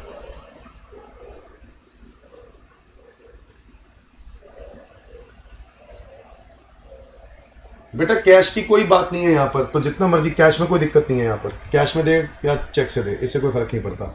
आगे 1.5 लाख 80C में हो गया। 80CCC की बात करते हैं। 80CCC में भी था? नहीं, 80CCC में तो नहीं था, 80CCD की बात करते हैं। फिर 80CCD1 में 1,20,000 रुपए इंप्लॉई ने डाले हैं, 10% ऑफ सैलरी है, बट 1/20 की मिल ही नहीं सकती। कितनी मिल पाएगी बताओ? 1/20 की जगह पर कितनी मिलेगी? 50,000 और मिल जाएगी। 80CCD1B में लिखा है ये बात। और 80CCD2 के हिसाब से, 80CCD2 के हिसाब से आपको 1,20,000 की पूरी मिल जाएगी। बोलो हाँ या ना? तो टोटल डिडक्शन कितनी अलाउ हो जाएगी? 3,20,000। समझ में आया कि नहीं आया? 3,20,000 समझ में आया? मैं बढ़ रहा हूं आगे। 80CCH नया आया है, अग्निवीर स्कीम, अग्निपथ स्कीम। तो भाई साहब कुछ नहीं है, आज इंडियन गवर्नमेंट कहती है इंडियन आर्म फोर्सेस को ज्वाइन करो, इंडियन आर्मी को ज्वाइन करो, ठीक है, जो भी ज्वाइन करेगा उसके लिए एक स्कीम बनाई है, अग्निपथ स्कीम, सेंट्रल गवर्नमेंट की स्कीम है। कह रहे इसके लिए ना जो भी इस स्कीम में ज्वाइन करेगा इंडियन आर्म फोर्सेस को, तो उनके लिए एक फंड बनाया गया है। क्या नाम रखा है? Agniveer corpus fund means a fund in which consolidated contribution of all the Agniveers and matching contribution of government along with interest on both these funds contribution are held. तो इसके अंदर एक फंड बनाया गया जिसके अंदर इंप्लॉय भी कंट्रीब्यूट करेगा और गवर्नमेंट भी कंट्रीब्यूट करेगा, ठीक है, इस फंड के अंदर। और पैसा इकट्ठा होगा, और ये किसके लिए इकट्ठा हो रहा है? आपके लिए इकट्ठा हो रहा है, उस अग्निवीर के लिए, ठीक है, उसको नाम अग्निवीर रखा गया। Each Agniveer is to contribute कितना? 30% of his monthly customise Agniveer package to individuals Agniveer corpus fund. तो अपने कॉर्पस फंड में पैसे जमा कराएगा कितना? जो भी मंथली सैलरी है उसका 30%। Further government will also make a matching contribution. ये तो बहुत बढ़िया कि गवर्नमेंट भी आपको पैसा दे रही है इसमें। तो मान लो अगर उसका 1 लाख का सैलरी है तो 1 लाख का 30% कितना हुआ? 30,000।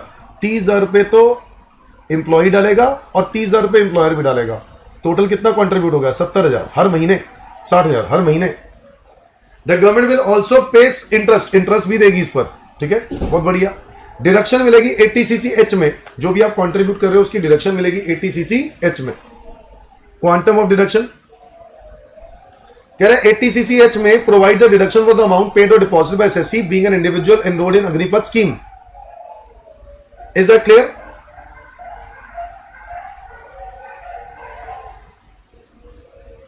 Is that clear everyone? तो अग्निपथ स्कीम में अगर आप एनरोल कराते हो तो आपको उसकी डिडक्शन मिल जाएगी। The whole amount of contribution made by government for the set account of SSC in the Agniveer corporate fund is also allowed as deduction. जो गवर्नमेंट कंट्रीब्यूट कर रहा है उसकी भी डिडक्शन मिल जाएगी। पता है क्यों? क्योंकि जो गवर्नमेंट पहले कंट्रीब्यूट कर रहा है वो पहले आपको ऊपर टैक्सेबल हो जाएगा, फिर नीचे उसकी डिडक्शन मिल जाएगी। समझ गए बात? डिडक्शन हमेशा गवर्नमेंट वाले या इंप्लॉयर के कंट्रीब्यूशन की तभी मिलती है जब ऊपर टैक्सेबल होता है। ऊपर टैक्सेबल हो जाएगा, नीचे डिडक्शन मिल जाएगी। ये देखो, अग्निवीर कॉर्पस फंड से आपको जो भी पैसा मिलता है वो एग्जेम्प्ट होता है। ये बात भी लिखी हुई है सेक्शन 10(12)(c) में। Is that clear everyone? तो याद रखना, जितना भी कंट्रीब्यूट किया जाएगा ना इसके अंदर डिडक्शन मिल जाती है। कितना कंट्रीब्यूट करना पड़ता है? 30% ऑफ द सैलरी, ठीक है। Now next is 80D medical insurance. बच्चों, मेडिकल इंश्योरेंस में आप अपने फैमिली में अपने स्पाउस की, बच्चों की और पेरेंट्स की इंश्योरेंस करा सकते हो, मेडिकल इंश्योरेंस। और मेडिकल इंश्योरेंस जो प्रीमियम पे करोगे उसकी क्या मिल जाती है? डिडक्शन। कह रहा है A4 premium can be paid by any mode other than cash. आप किसी भी तरीके से पे कर सकते हो अदर देन कैश। कैश नहीं पे करना, चेक से पे करो, ड्राफ्ट से पे करो, ऑनलाइन पेमेंट कर दो। कह रहे कैश मत देना, कैश की डिडक्शन नहीं मिलेगी, बाकी सब चीजों की मिल जाएगी।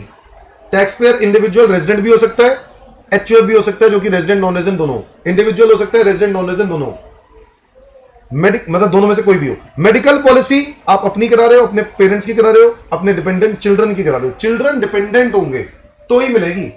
अगर वो इंडिपेंडेंट होंगे, अगर उनका खुद का काम है तो नहीं मिलेगी। समझे कि नहीं समझे? तो individual on health of himself, spouse, parents या डिपेंडेंट चिल्ड्रन ऑफ इंडिविजुअल, इसकी प्रीमियम की डिडक्शन मिल जाएगी। HUF की on health of the family members, किसी भी मेंबर ऑफ द फैमिली की अगर HUF ने प्रीमियम पे किया, ठीक है, किसी भी मेंबर ऑफ द फैमिली की, तो उसकी डिडक्शन मिल जाएगी। अब बताओ, मेडिकल खर्चा करते हो तो क्या मेडिकल खर्चे भी मिलेगी? यस, मेडिकल खर्चा has been incurred on the health of the person who is a senior citizen. अगर सीनियर सिटीजन है और उसकी इंश्योरेंस नहीं होती, क्योंकि सीनियर सिटीजन की जनरली मेडिकल इंश्योरेंस नहीं होती है, अगर उनका मेडिकल खर्चा किया गया उनकी ट्रीटमेंट पर, तो बच्चों डिडक्शन मिल जाएगी 50,000 रुपए की। कितने रुपए की? 50,000 रुपए की। सुनो मेरी बात, मेडिकल इंश्योरेंस में आपको डिडक्शन कितनी मिलनी है? अपनी, अपने स्पाउस की और बच्चों की मिला के 25, और पेरेंट्स की अगर उनकी एज 60+ है तो 50, नहीं है तो 25। समझे कि नहीं समझे? मतलब उनकी 25 अलग है, मेरी यहां पे 25 अलग है, टोटल कितनी हो गई? 50। बट अगर आपका वो अमाउंट जो है, वो अगर उनकी एज जो है 60+ है, किसी एक की भी, पेरेंट में किसी एक की भी, तो टोटल 50 तक की मिल जाएगी। 60+ में जनरली इंश्योरेंस होती नहीं है, और होती भी है तो बड़ी महंगी होती है, इसलिए ऐसा किया गया। क्या मेरी बात समझे? अगर आप कंट्रीब्यूट करते हो टुवर्ड्स CGHS और other scheme as may be notified by the government shall be allowed as deduction. ठीक है, ठीक है, मैक्सिमम 25 और 25 लिखी है, बट यहां पे 25 की जगह 25 और 50 हो जाएगी अगर अगर एज क्या है 60+। Is that clear everyone? Preventive health checkup के लिए जो भी पैसा आप पे करोगे, प्रिवेंटिव हेल्थ चेकअप क्या होता है? प्रिवेंटिव हेल्थ चेकअप के लिए लोग प्रीमियम्स देते हैं। तो अगर मेडिकल प्रीमियम में प्रिवेंटिव हेल्थ चेकअप के लिए दिया है तो आपको 5,000 रुपए की रिडक्शन मिलेगी। बट वो 5,000 रुपए जो है लिमिट, वो इस 5,000 25 या 50 के अंदर ही है, 25 या 50 के अंदर ही है। और याद रखो, प्रिवेंटिव हेल्थ चेकअप को एंकरेज करने के लिए गवर्नमेंट ने क्या बोला? Cash is allowed. Preventive health checkup को एंकरेज करने के लिए गवर्नमेंट ने क्या बोला? कैश इज अलाउड, कैश पे कर सकते हो। तो मोटा मोटा ये याद रखना है, अपने लिए, अपने स्पाउस के लिए और बच्चों के लिए कितना है? 25, और पेरेंट्स के लिए 25 अलग। पेरेंट्स अगर सीनियर सिटीजन है तो 50, वो आप भी हो सकते हो सीनियर सिटीजन। अगर आप खुद सीनियर सिटीजन हो तो आपको कितनी मिलेगी? 50। समझे कि नहीं समझे?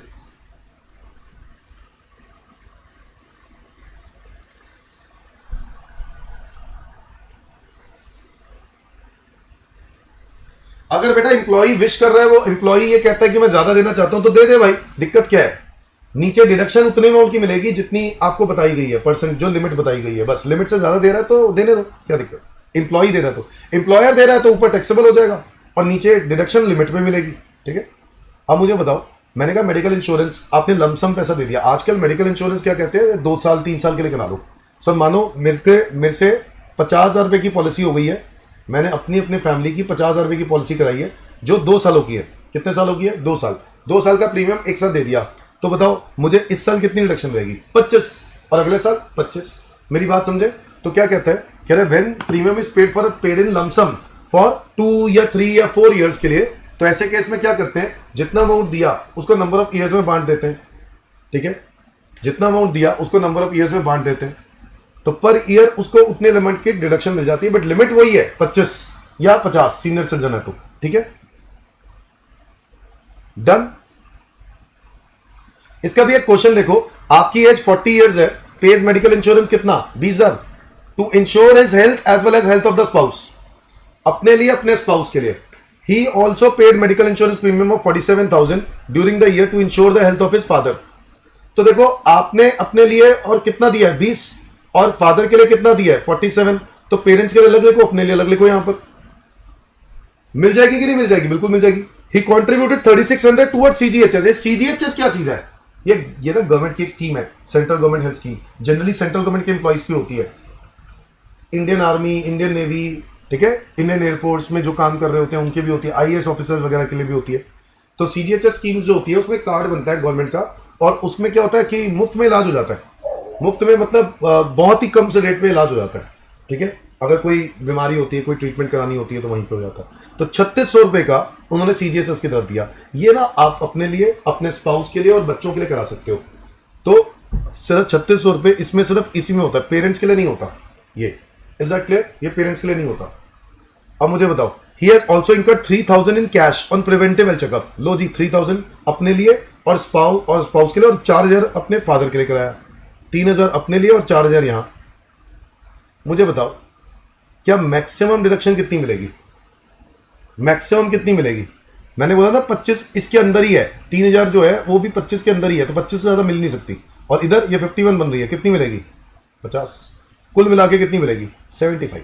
समझ में आया कि नहीं आया? समझ में आया कि नहीं आया? जल्दी बताओ, तभी मैं आगे बढ़ूं।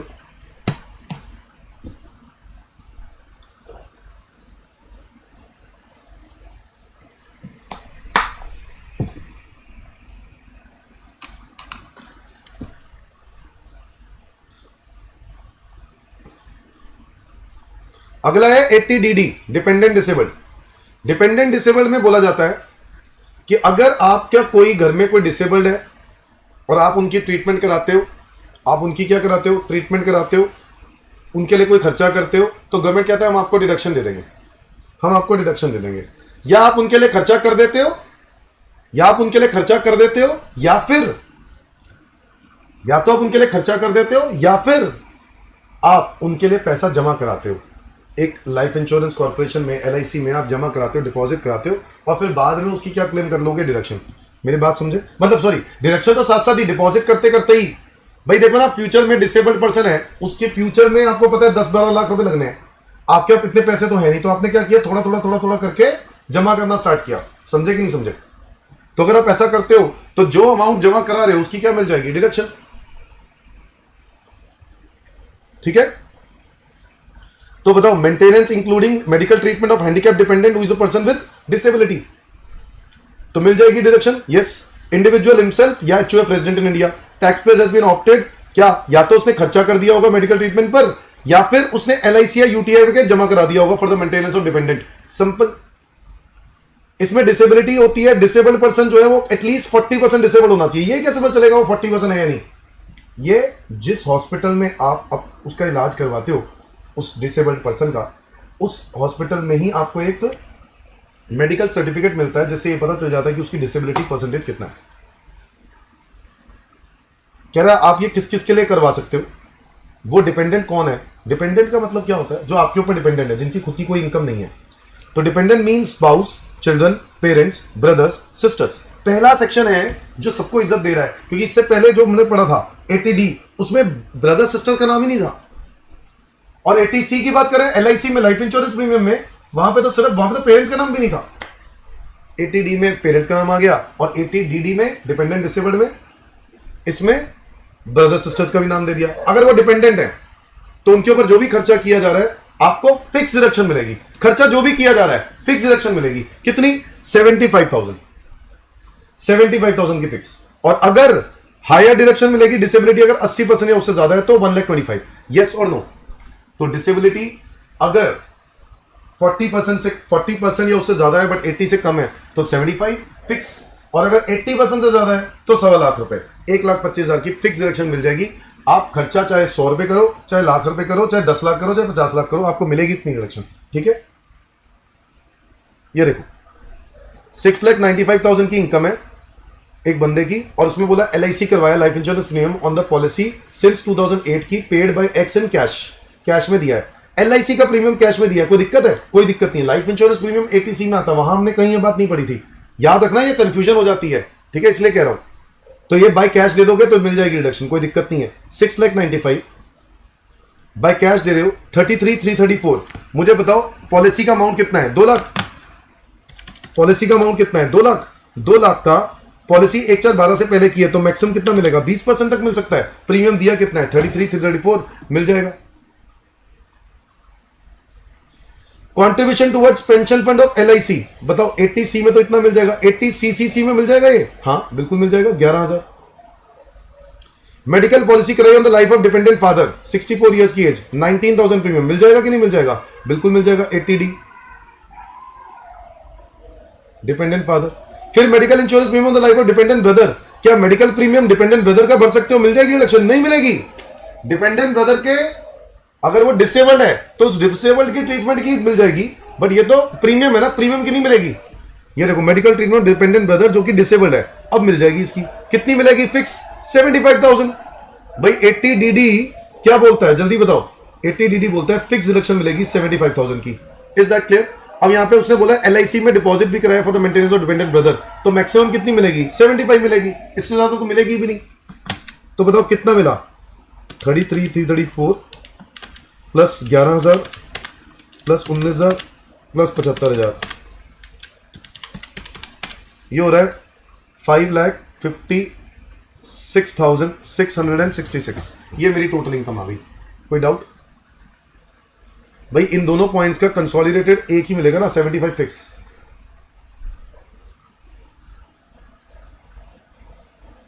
DDB बीमार।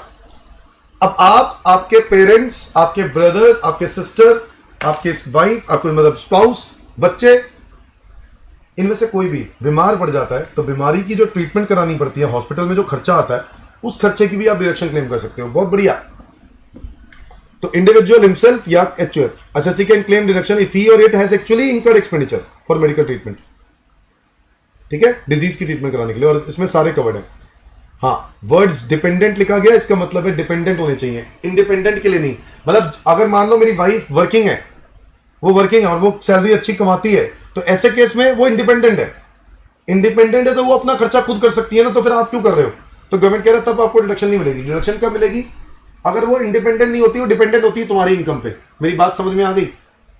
तो यहां पर क्लियरली लिखा है डिपेंडेंट है, dependent husband wife, dependent children, parents, brother, sister, ये सब डिपेंडेंट है, ठीक है। मैक्सिमम डिडक्शन कितनी मिलेगी? कह रहे जितना भी खर्चा किया या 40,000, विच एवर इज लेस, खर्चा या 40, विच एवर इज लेस। और अगर डिसेबल्ड के लिए स्कीम में इन्वेस्ट करे देन LIC का तब भी मिल जाएगी।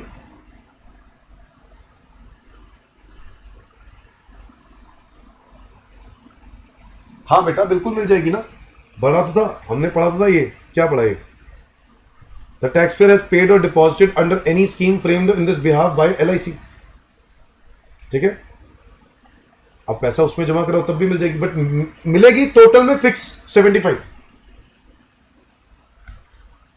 तो बताओ कोई भी खर्चा अगर आप करते हो उसको कंपेयर करोगे किसके साथ? 40,000 के साथ, विच एवर इज लेस, तो 40,000 की मिलेगी मैक्सिमम।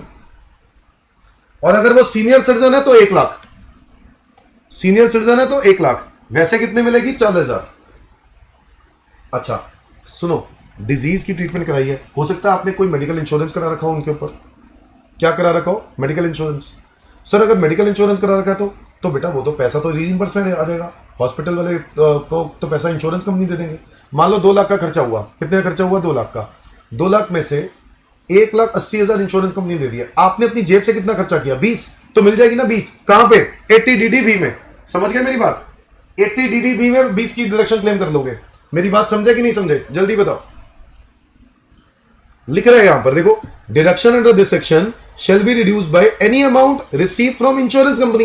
अगर इंश्योरेंस कंपनी से पैसे मिल गए तो वो अमाउंट हटा दो, जो बच गया, जो पैसा आपने अपनी जेब से खर्च किया उसकी मिल जानी चाहिए deduction. Clear? Is that clear? ये हो गया 80 DDB। 80E क्या है? Payment of interest on loan taken for higher education. अगर आप अपने लिए या अपने स्पाउस के लिए या अपने बच्चे के लिए लोन लेते हो हायर एजुकेशन के लिए, तो जो उनका इंटरेस्ट है उस इंटरेस्ट की आपको डिडक्शन मिल जाती है 80E में। ई से याद रखो education, interest on education loan मिल जाती है, ठीक है। अब इसके अंदर एक और बात याद रखो, जब आप इंटरेस्ट देना स्टार्ट करोगे तब से डिडक्शन मिलनी स्टार्ट होगी, पेड बेसिस पे ही मिलेगी। और जब आप देना स्टार्ट करोगे उस साल और अगले 7 साल, टोटल 8 साल मिलेगी। ये देखो, इंटरेस्ट की डिडक्शन आप कितनी ले सकते हो? Entire interest is deductible in the year in which SSC start paying interest and subsequent 7 years until interest is paid in full. मेरी बात समझ में आ गई? अगर loan is taken by individual for study, अपने लिए, from bank, financial institution, approve charitable interest institution, interest is deductible in the year in which interest is paid. Interest is deductible if loan is taken for pursuing एसएससीज own education और for education of his relatives, आपको deduction मिल जाएगी। मेरी बात समझ में आ गई? आप अपने लिए भी कर सकते हो, अपने रिलेटिव्स के लिए भी, रिलेटिव में स्पाउस या बच्चे के लिए भी लोन ले सकते हो। अच्छा, एजुकेशन में जो डिग्री है वो जरूरी नहीं है कि क्या कहते हैं, कोई जरूरी नहीं है कि वो डिग्री वो वाली हो, रेगुलर वाली ही हो, कॉरेस्पॉन्डेंस नहीं हो सकती, ऐसा नहीं है। कॉरेस्पॉन्डेंस डिग्री भी हो सकती है, SOL भी हो सकती है, रेगुलर भी हो सकती है, ठीक है। इसमें मैं आपको ये एग्जांपल देखोगे तो आपको समझ में आ जाएगा। पार्ट टाइम MCA मिल जाएगी, फुल टाइम MBA की भी मिल जाएगी, फुल टाइम MBA की भी मिल जाएगी, पार्ट टाइम MCA की भी मिल जाएगी, ठीक है। अब आपने अपने लिए लिया ये दोनों लोन और ये अपनी बेटी के लिए लिया, दोनों के इंटरेस्ट की मिल जाएगी, इंटरेस्ट की मिल जाएगी। Next is 80EE, interest on loan taken for residential house property. आपने अपने रेजिडेंशियल प्रॉपर्टी के लिए लोन दिया है, रेजिडेंशियल प्रॉपर्टी को या तो परचेज कर रहे हो या कंस्ट्रक्शन करा रहे हो, उस पर जो इंटरेस्ट है उसकी डिडक्शन मिल जाएगी। अब आप कहोगे सर ये तो ऑलरेडी हम section 24B house property chapter में पढ़ते हैं। हाँ, हाउस प्रॉपर्टी की अपनी शर्तें हैं, यहाँ पे अपनी शर्त है। कह रहे हैं लोन कब लिया होना चाहिए? 16-17 में। सर वो तो टाइम निकल गया। हाँ, लोन 16-17 में लिया होना चाहिए। हो सकता है इंटरेस्ट अभी भी चल रहा हो, तो जो अब तक इंटरेस्ट चल रहा है, जो इंटरेस्ट पे किया जाएगा इस साल में, उसकी डिडक्शन मिल जाएगी। मेरी बात समझ में आई? और भी कुछ शर्तें हैं क्या? हाँ, कह रहे हैं assessee is individual, resident, non resident, he has taken a loan from financial institution, यानी बैंक या housing finance company. Purchaser should be the first time buyer, buyer पहली बार है, ठीक है। He has never purchase any house and now he is going to purchase a house. पहले कभी नहीं घर खरीदा, आज पहली बार घर खरीद रहा है। हाउस की जो वैल्यू है वो should not be more than 50 lakh. घर की जो कीमत है वो मैक्सिमम 50 लाख हो सकती है, इससे ज्यादा नहीं हो सकती। और loan taken by individual for the purpose of buying a house should not be more than 35 lakh. ये शर्तें हैं। कह रहा है घर की कीमत मैक्सिमम कितनी होनी चाहिए? 35 लाख। और जो घर की कीमत मैक्सिमम 50 लाख और लोन जो है वो मैक्सिमम 35 लाख का होना चाहिए, इससे ज्यादा का लोन नहीं होना चाहिए। On the date of sanction of loan individual does not own any residential house property, उसके पास कोई और प्रॉपर्टी नहीं है, ये इस सेक्शन की शर्त है। लोन कब होना चाहिए? 16-17 में। सर ये तो टाइम निकल गया, बट इंटरेस्ट चल रहा हो सकता है ना अब तक, तो जो इंटरेस्ट है उसकी क्या मिल जाएगी? डिडक्शन। समझ गए? तो इंटरेस्ट 80EE ये सेक्शन अभी भी जिंदा है जब तक इंटरेस्ट जिंदा है। समझ गए बात? हाँ, same interest is not allowed twice. मतलब मान लो 3 लाख रुपए का इंटरेस्ट है साल का, या 1.5 लाख का इंटरेस्ट है मान लो साल का, आप ऑलरेडी सेक्शन 24B में क्लेम कर रहे हो 1.5 लाख, या 3 लाख ही है चलो मान लो, तो ऑलरेडी 24B में क्लेम कर रहे हो, तो नहीं ले पाओगे आप। तो आप इस सेक्शन में 80EE में नहीं ले पाओगे, या तो उधर ले लो या इधर ले लो, बात तो एक ही है, दोनों में से कहीं एक ले लोगे, दोनों जगह नहीं ले सकते। सर ऐसा हो सकता है कि जैसे सेल्फ ऑक्यूपाइड प्रॉपर्टी है, तो आपने बताया था सेल्फ ऑक्यूपाइड प्रॉपर्टी में तो मैक्सिमम 2 लाख के इंटरेस्ट की रिडक्शन मिलती है। हाँ, तो सेल्फ ऑक्यूपाइड में 2 ले लिया, बाकी का बचा हुआ 1 लाख रुपए आप यहां क्लेम कर सकते हो। मेरी बात समझ में आ रही है कि नहीं आ रही? 1 लाख आप यहां क्लेम कर सकते हो, बट उसके लिए अमाउंट इतना अलाउड भी होना चाहिए। मैक्सिमम अमाउंट कितना अलाउड है? 50,000। 80E में मैक्सिमम कितना अलाउड है? 50,000। तो 1 लाख और 50,000 विच एवर इज लेस 50 से ज्यादा मिलेगी नहीं। ये 80EE का सेक्शन है, जो कि लोन कब लिया होना चाहिए? 16-17 में। अब सर अगर अभी लोन लिया हो तो क्या करेंगे? तो अभी का हिसाब से तो आगे है, एक और पॉइंट पढ़ेंगे अभी हम। मेरी बात समझ में आ रही? ये 80E।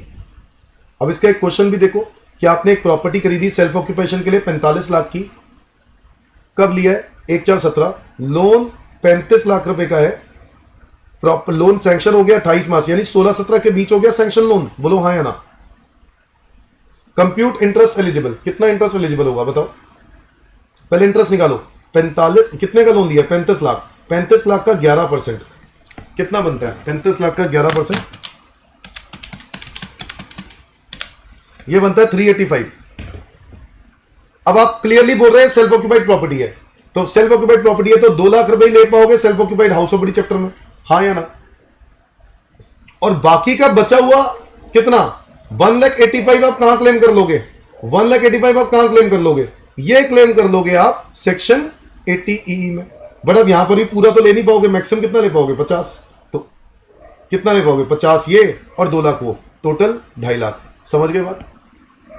अनमोल का कहना है सर अगर पेरेंट्स ने चाइल्ड के लिए से नेम से घर खरीदा और अगर चाइल्ड बाद में बाय करता है न्यू, तब मिलेगा क्या? बेटा चाइल्ड के नाम पे खरीदा, अगर चाइल्ड के नाम पे खरीदा तो पहली बात तो वो वैसे भी डीम्ड ओनर वापस, हम लोगों ने हाउस प्रॉपर्टी चैप्टर में पढ़ा था सेक्शन नंबर 27 में, कि अगर आप करते हो ऐसा तो ये डीम्ड ओनर मान लिया जाएगा ना, पेरेंट ही।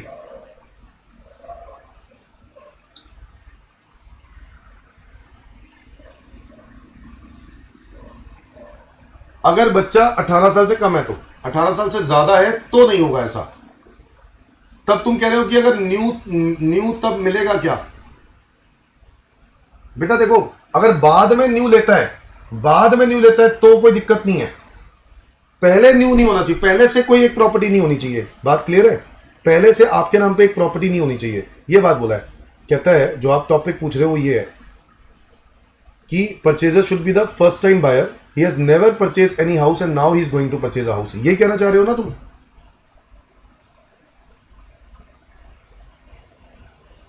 यही कहना चाह रहे हो? तो आपके नाम पे एक पहले से प्रॉपर्टी अगर है तो बाद में अगर खरीदोगे तो वो अलाउड नहीं है।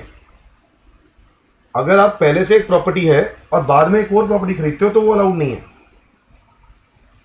अब चाहे वो जैसे भी आई हो, चाहे वो गिफ्ट करके आई हो, आ तो गई ना प्रॉपर्टी आपके नाम पे।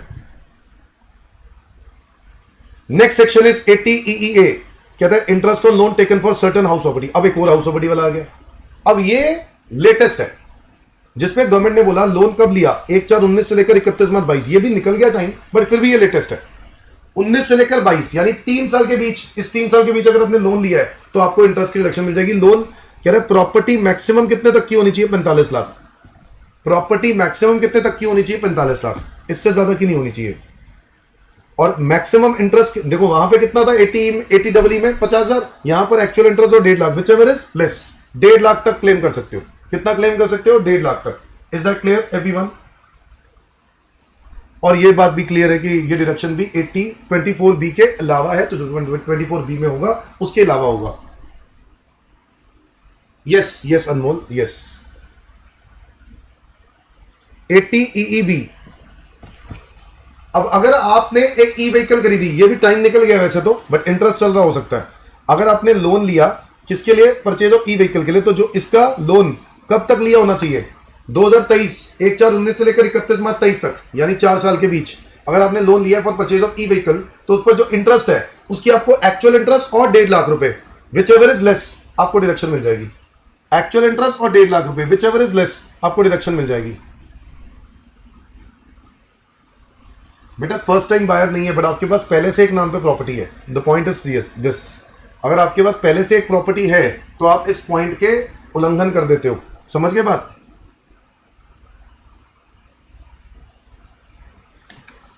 पहले से प्रॉपर्टी भी नहीं होनी चाहिए, ठीक है।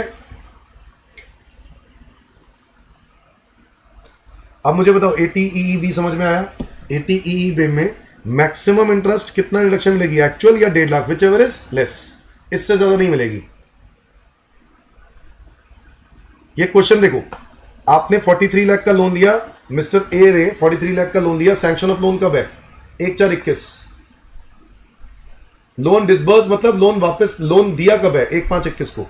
पर्पस ऑफ लोन है residential house property for self occupation. 45 lakh की स्टैंप ड्यूटी वैल्यू मिल जाएगी कि नहीं मिल जाएगी? 9% का इंटरेस्ट मिल जाएगी कि नहीं मिल जाएगी? मिस्टर ए को बिल्कुल मिल जाएगी। मिलेगी कि नहीं मिलेगी? बिल्कुल मिलेगी। सारी शर्तें पूरी हो रही हैं, तो मिस्टर ए को यहां पर 45 लाख रुपए का लोन, 9% का इंटरेस्ट, तो 4,05,000 है। 4,05,000 में से, क्योंकि वो सेल्फ ऑक्यूपेशन के लिए, तो 2 लाख तो 24B में क्लेम कर लेगा और 1.5 लाख तक वो यहां क्लेम कर लेगा। कहां पे? 80EE के अंदर, हाँ या ना? 80EEA के अंदर, सॉरी 80EEA में, तो ये लिखा है 80EEA में 1.5 लाख यहां क्लेम कर लेगा और 24B में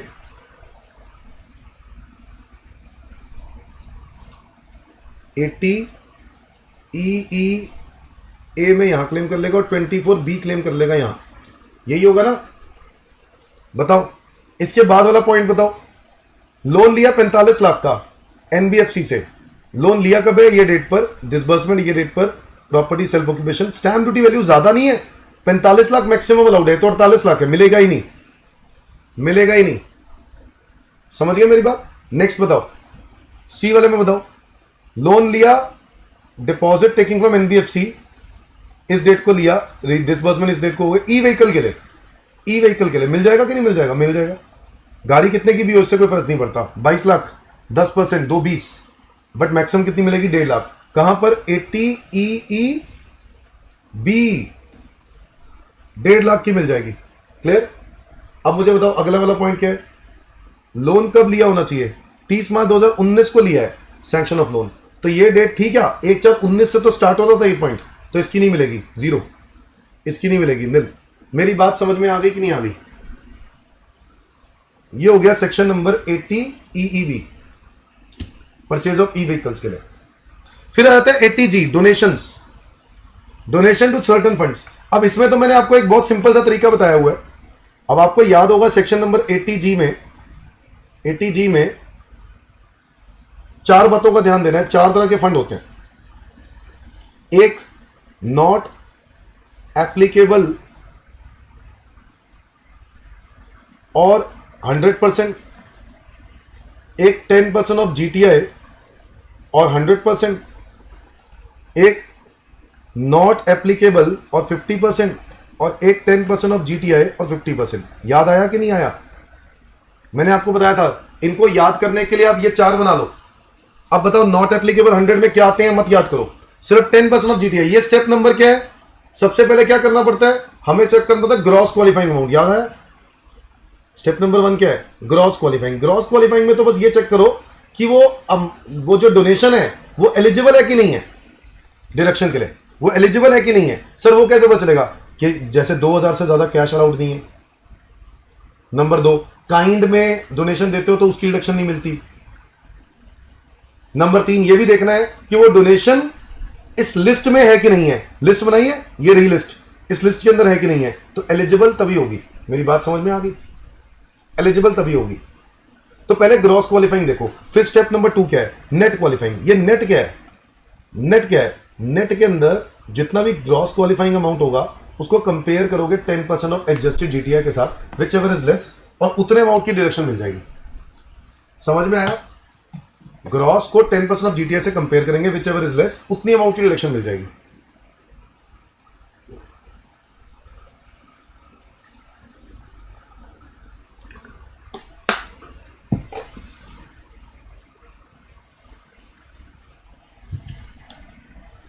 ठीक है जी, तो अब मुझे बताओ, नॉट एप्लीकेबल 100, 10% ऑफ जीटीआई 100। अभी इसको मत याद करो ना, 10% ऑफ जीटीआई 100 में क्या आते हैं? एक, गवर्नमेंट या लोकल अथॉरिटी को डोनेट कर दो फॉर प्रमोटिंग फैमिली प्लानिंग। याद आया?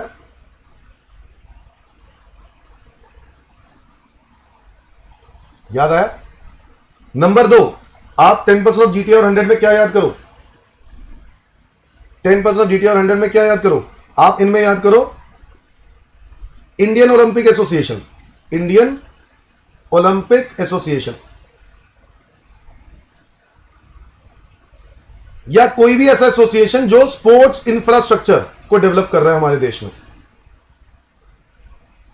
अगर आप इनको डोनेट करते हो तो पहले 10% ऑफ जीटीआई करेंगे compare, which ever is less, फिर जो अमाउंट आएगा उसको 100% रिडक्शन मिल जाएगी, 100% रिडक्शन मिल जाएगी।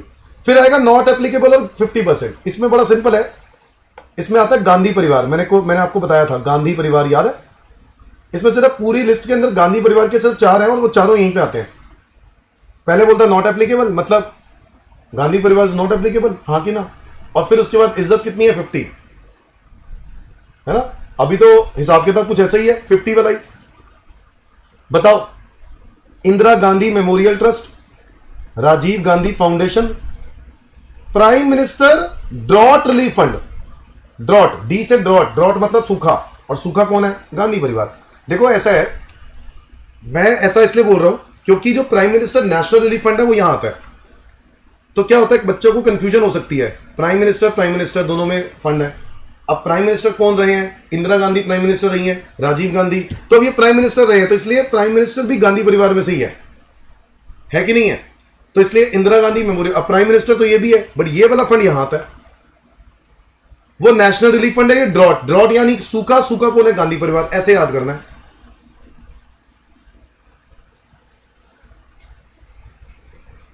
Number 4, Indira Gandhi memorial trust, Rajiv Gandhi foundation, prime minister drought relief fund, या एक और है, कौन? Jawaharlal Nehru memorial fund. जवाहरलाल नेहरू भी हमारे कौन के? गांधी परिवार से कनेक्टेड। तो कितने हो गए? 4 हो गए। बताओ क्या क्या? Indira Gandhi memorial trust, Rajiv Gandhi foundation, prime minister drought relief fund, Jawaharlal Nehru memorial fund. हाँ जी एवरीवन, बच्चों इस क्लास के अंदर जो आप देख रहे हो उसके अंदर ना एक टॉपिक है जो चल रहा है deductions, under section 80G donations का। इसके ऊपर ना एक छोटा सा पॉइंट है, वो ये कि आपको मैं करवा रहा हूं गांधी परिवार, ये जो गांधी परिवार वाला पॉइंट मैं करवा रहा हूं ना,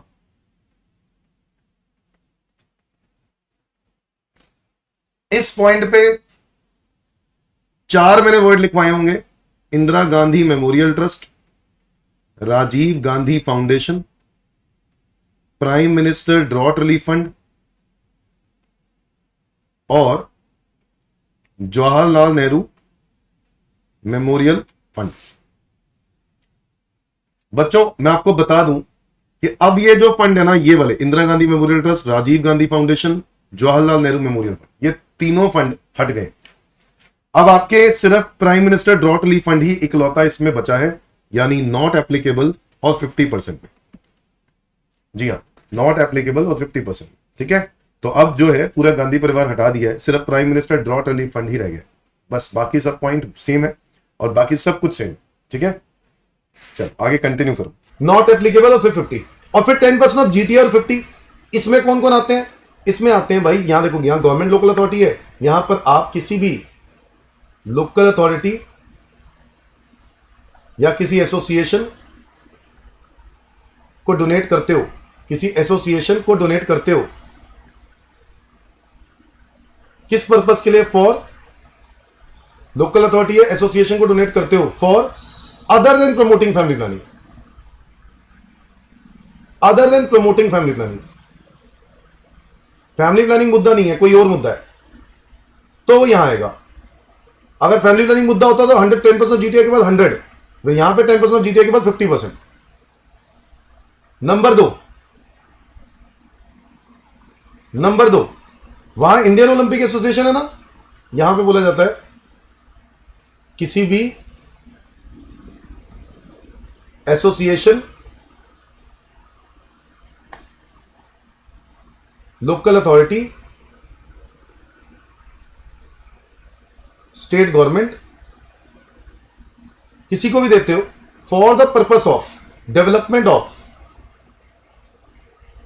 towns, cities and villages, towns, cities and villages, याद है? तो वो स्पोर्ट्स का इंफ्रा है या देश का इंफ्रा है? देश का इंफ्रा हो गया ना ये, तो देश के इंफ्रा के लिए 10% ऑफ जीटीआई और फिर 50।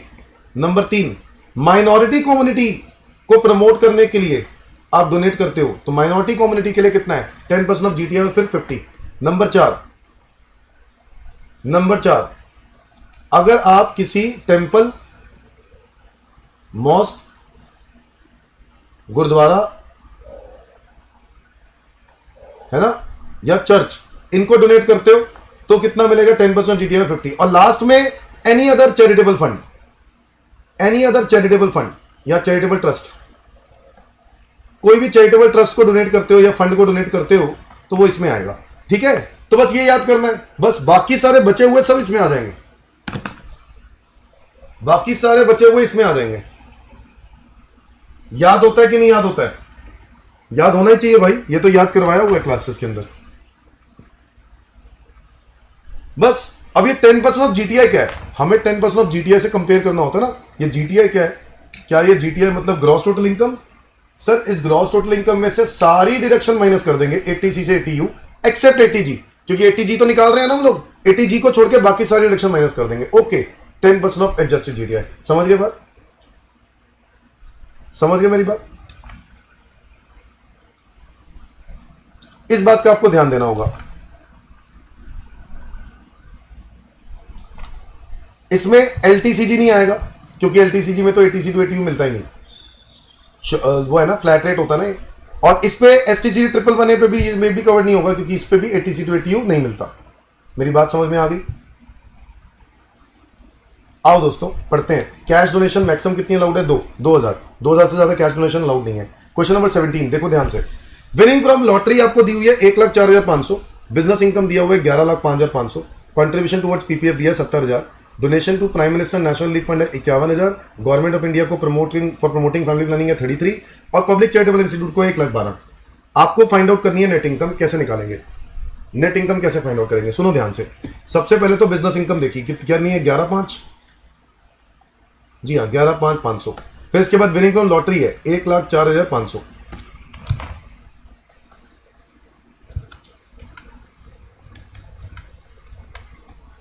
पीजीबीपी कितनी है? 11,500। फिर इसके बाद है लॉटरी इनकम, ये कितनी है? लॉटरी इनकम कितनी है? 1,04,500। जीटीआई हो गई मेरे पास 12,10,000। इसमें से माइनस कर देंगे क्या? Deduction 80C to 80U। अब इसके अंदर हम लोग 80C की डिडक्शन हमें दी हुई है, 80C माइनस कर दो। Winning from contribution toward PPF कितना है? 70,000, ये माइनस कर दो। 80C माइनस करने के बाद आपके पास आ जाएगा एडजस्टेड जीटीआई। क्या आ जाएगा ये? Adjusted GTI 11,40। इसको बोलेंगे एडजस्टेड जीटीआई 11,40। अब ये एडजस्टेड जीटीआई के बाद हमें क्या माइनस करना है? 80G। ये तीनों 80G के हैं, prime minister national league fund, government of India for promoting family planning और पब्लिक चैरिटेबल इंस्टीट्यूट। अब आपको सबसे पहले क्या काम करना है? सबसे पहले ये काम करना है, इसको बताना है कि कौन से वाले में है। Prime minister national league fund NA 100, government of India for promoting family planning, ये किस में आएगा? 10% ऑफ जीटीआई और फिर 100। ये पब्लिक चैरिटेबल इंस्टीट्यूट अप्रूव वो लास्ट वाले में 10% ऑफ जीटीआई और 50। पहले तो ये पहचानना है, अगर ये पहचानने में ही गलती कर दी फिर तो दिक्कत है। अब मुझे बताओ, अब मुझे सबसे पहले क्या करना है? वर्किंग नोट बना रहा हूं मैं। स्टेप वन, सबसे पहले क्या देखते हैं, ग्रॉस क्वालिफाइंग अमाउंट। अब ग्रॉस क्वालिफाइंग अमाउंट निकालने के लिए मुझे सबसे पहले क्या चाहिए, prime minister national leave fund, जो कि कितना दिया हुआ है, 51,000। फिर इसके बाद government of India for promoting family planning, कितना है, 33।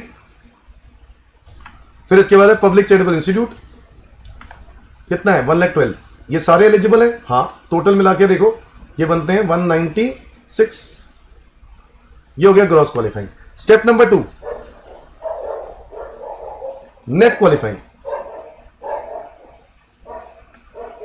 अब नेट क्वालिफाइंग में क्या करना है, हमें 10% ऑफ जीटीआई से कंपेयर करना है। 10% ऑफ जीटीआई के लिए आपके पास एडजस्टेड जीटीआई तो दिया ही हुआ है 11,40,000। 10% ऑफ 11,40,000 कितना आ गया, 1,14,000 आ गया। ये हो गया net qualifying. Step number 3, step number 3, जब आपने ग्रॉस क्वालिफाइंग को कंपेयर किया, आपको मैक्सिमम इतनी मिलेगी, इससे ज्यादा मिल नहीं सकती। अब दिक्कत क्या है, ये 10%, जब हम लोग ये 10% जीटीआई करते हैं ना, मतलब हम लोग ऊपर लिख रहे हैं 196 बट यहां पर लिख रहे हैं 114, तो इतना ही एलिजिबल है। क्या ऐसा है क्या, जहां नॉट एप्लीकेबल लिखा है ना, नॉट एप्लीकेबल, वो इसके अंदर नहीं आता, तो नॉट एप्लीकेबल वाला भाई साहब सीधा स्टेप नंबर 3 में जाएगा, यानी सीधा 50% या 100% करेंगे हम नॉट एप्लीकेबल वाले के साथ। जो गवर्नमेंट ऑफ इंडिया वाला है, ये इसका और इसको मिला के बनता है 145, बट हम लोग मिल सकती है मैक्सिमम कितनी, 114। दिक्कत है, मिल सकती है मैक्सिमम 114 145 में से। तो बताओ क्या करूं, तो मैं क्या करूंगा, इसको मैं निकालूंगा कि 114 में से मैं कैसे फाइंड आउट करूं। 1,12,000 तो पब्लिक चैरिटेबल इंस्टीट्यूट उठा लो पूरा। अच्छा मुझे बताओ, 1,12,000 पूरा उठा लूं, पूरा अगर मैं ये उठा लेता हूं तो इस पर मुझे बाद में कितना मिलना है, 50, और इस पर बाद में मुझे कितना मिलना है, 100। तो मुझे अपना फायदा देखना है, अपना नुकसान कराना है, फायदा देखना है। तो एक बारह नहीं उठाऊंगा, मैं पहले वो उठाऊंगा जिसमें मुझे बाद में ज्यादा फायदा मिलेगा। पहले बाद में मुझे ज्यादा फायदा किस में मिलेगा, 33 में, तो मैं 33 पहले उठा लूंगा, और बाकी का रेस्ट अमाउंट कौन सा उठा लूंगा, 81,000 में बाकी का उठा लूंगा, एक 12 में से, और बाकी छोड़ दूंगा। 33 और 81 हो गया, एक 14। क्या मेरी बात समझ में आई। स्टेप नंबर 3, अब मुझे क्या करना है, मुझे डिडक्शन मिलेगी। पहले prime minister national leave fund की बात करते हैं, इस पे तो मुझे पूरा 100% मिल जाएगा, कितना है, 51,000, पूरा 51,000 का 100%, यानी पूरा 51,000। इसके बाद आता है गवर्नमेंट ऑफ इंडिया, कितना है वो, 33 का बाद में कितना मिलना है, 100, तो 100% मिल गया। फिर इसके बाद आता है पब्लिक चैरिटेबल इंस्टीट्यूट, ये कितना है, 1,12, 1,12 नहीं, सॉरी, इसमें से 1,12 में से शॉर्टलिस्ट कितना किया था अमाउंट, 81 किया था ना, तो 81 का 50% कितना आएगा, 40,500।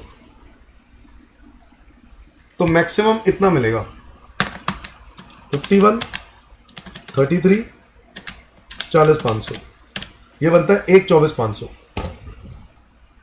कितना बनता है, 1,24,500।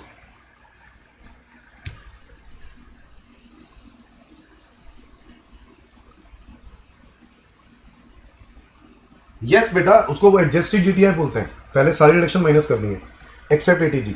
ये आ गई 1,24,500, और 1,24,500 की रिडक्शन मिल जाएगी इसमें से, तो ये मेरी बन गई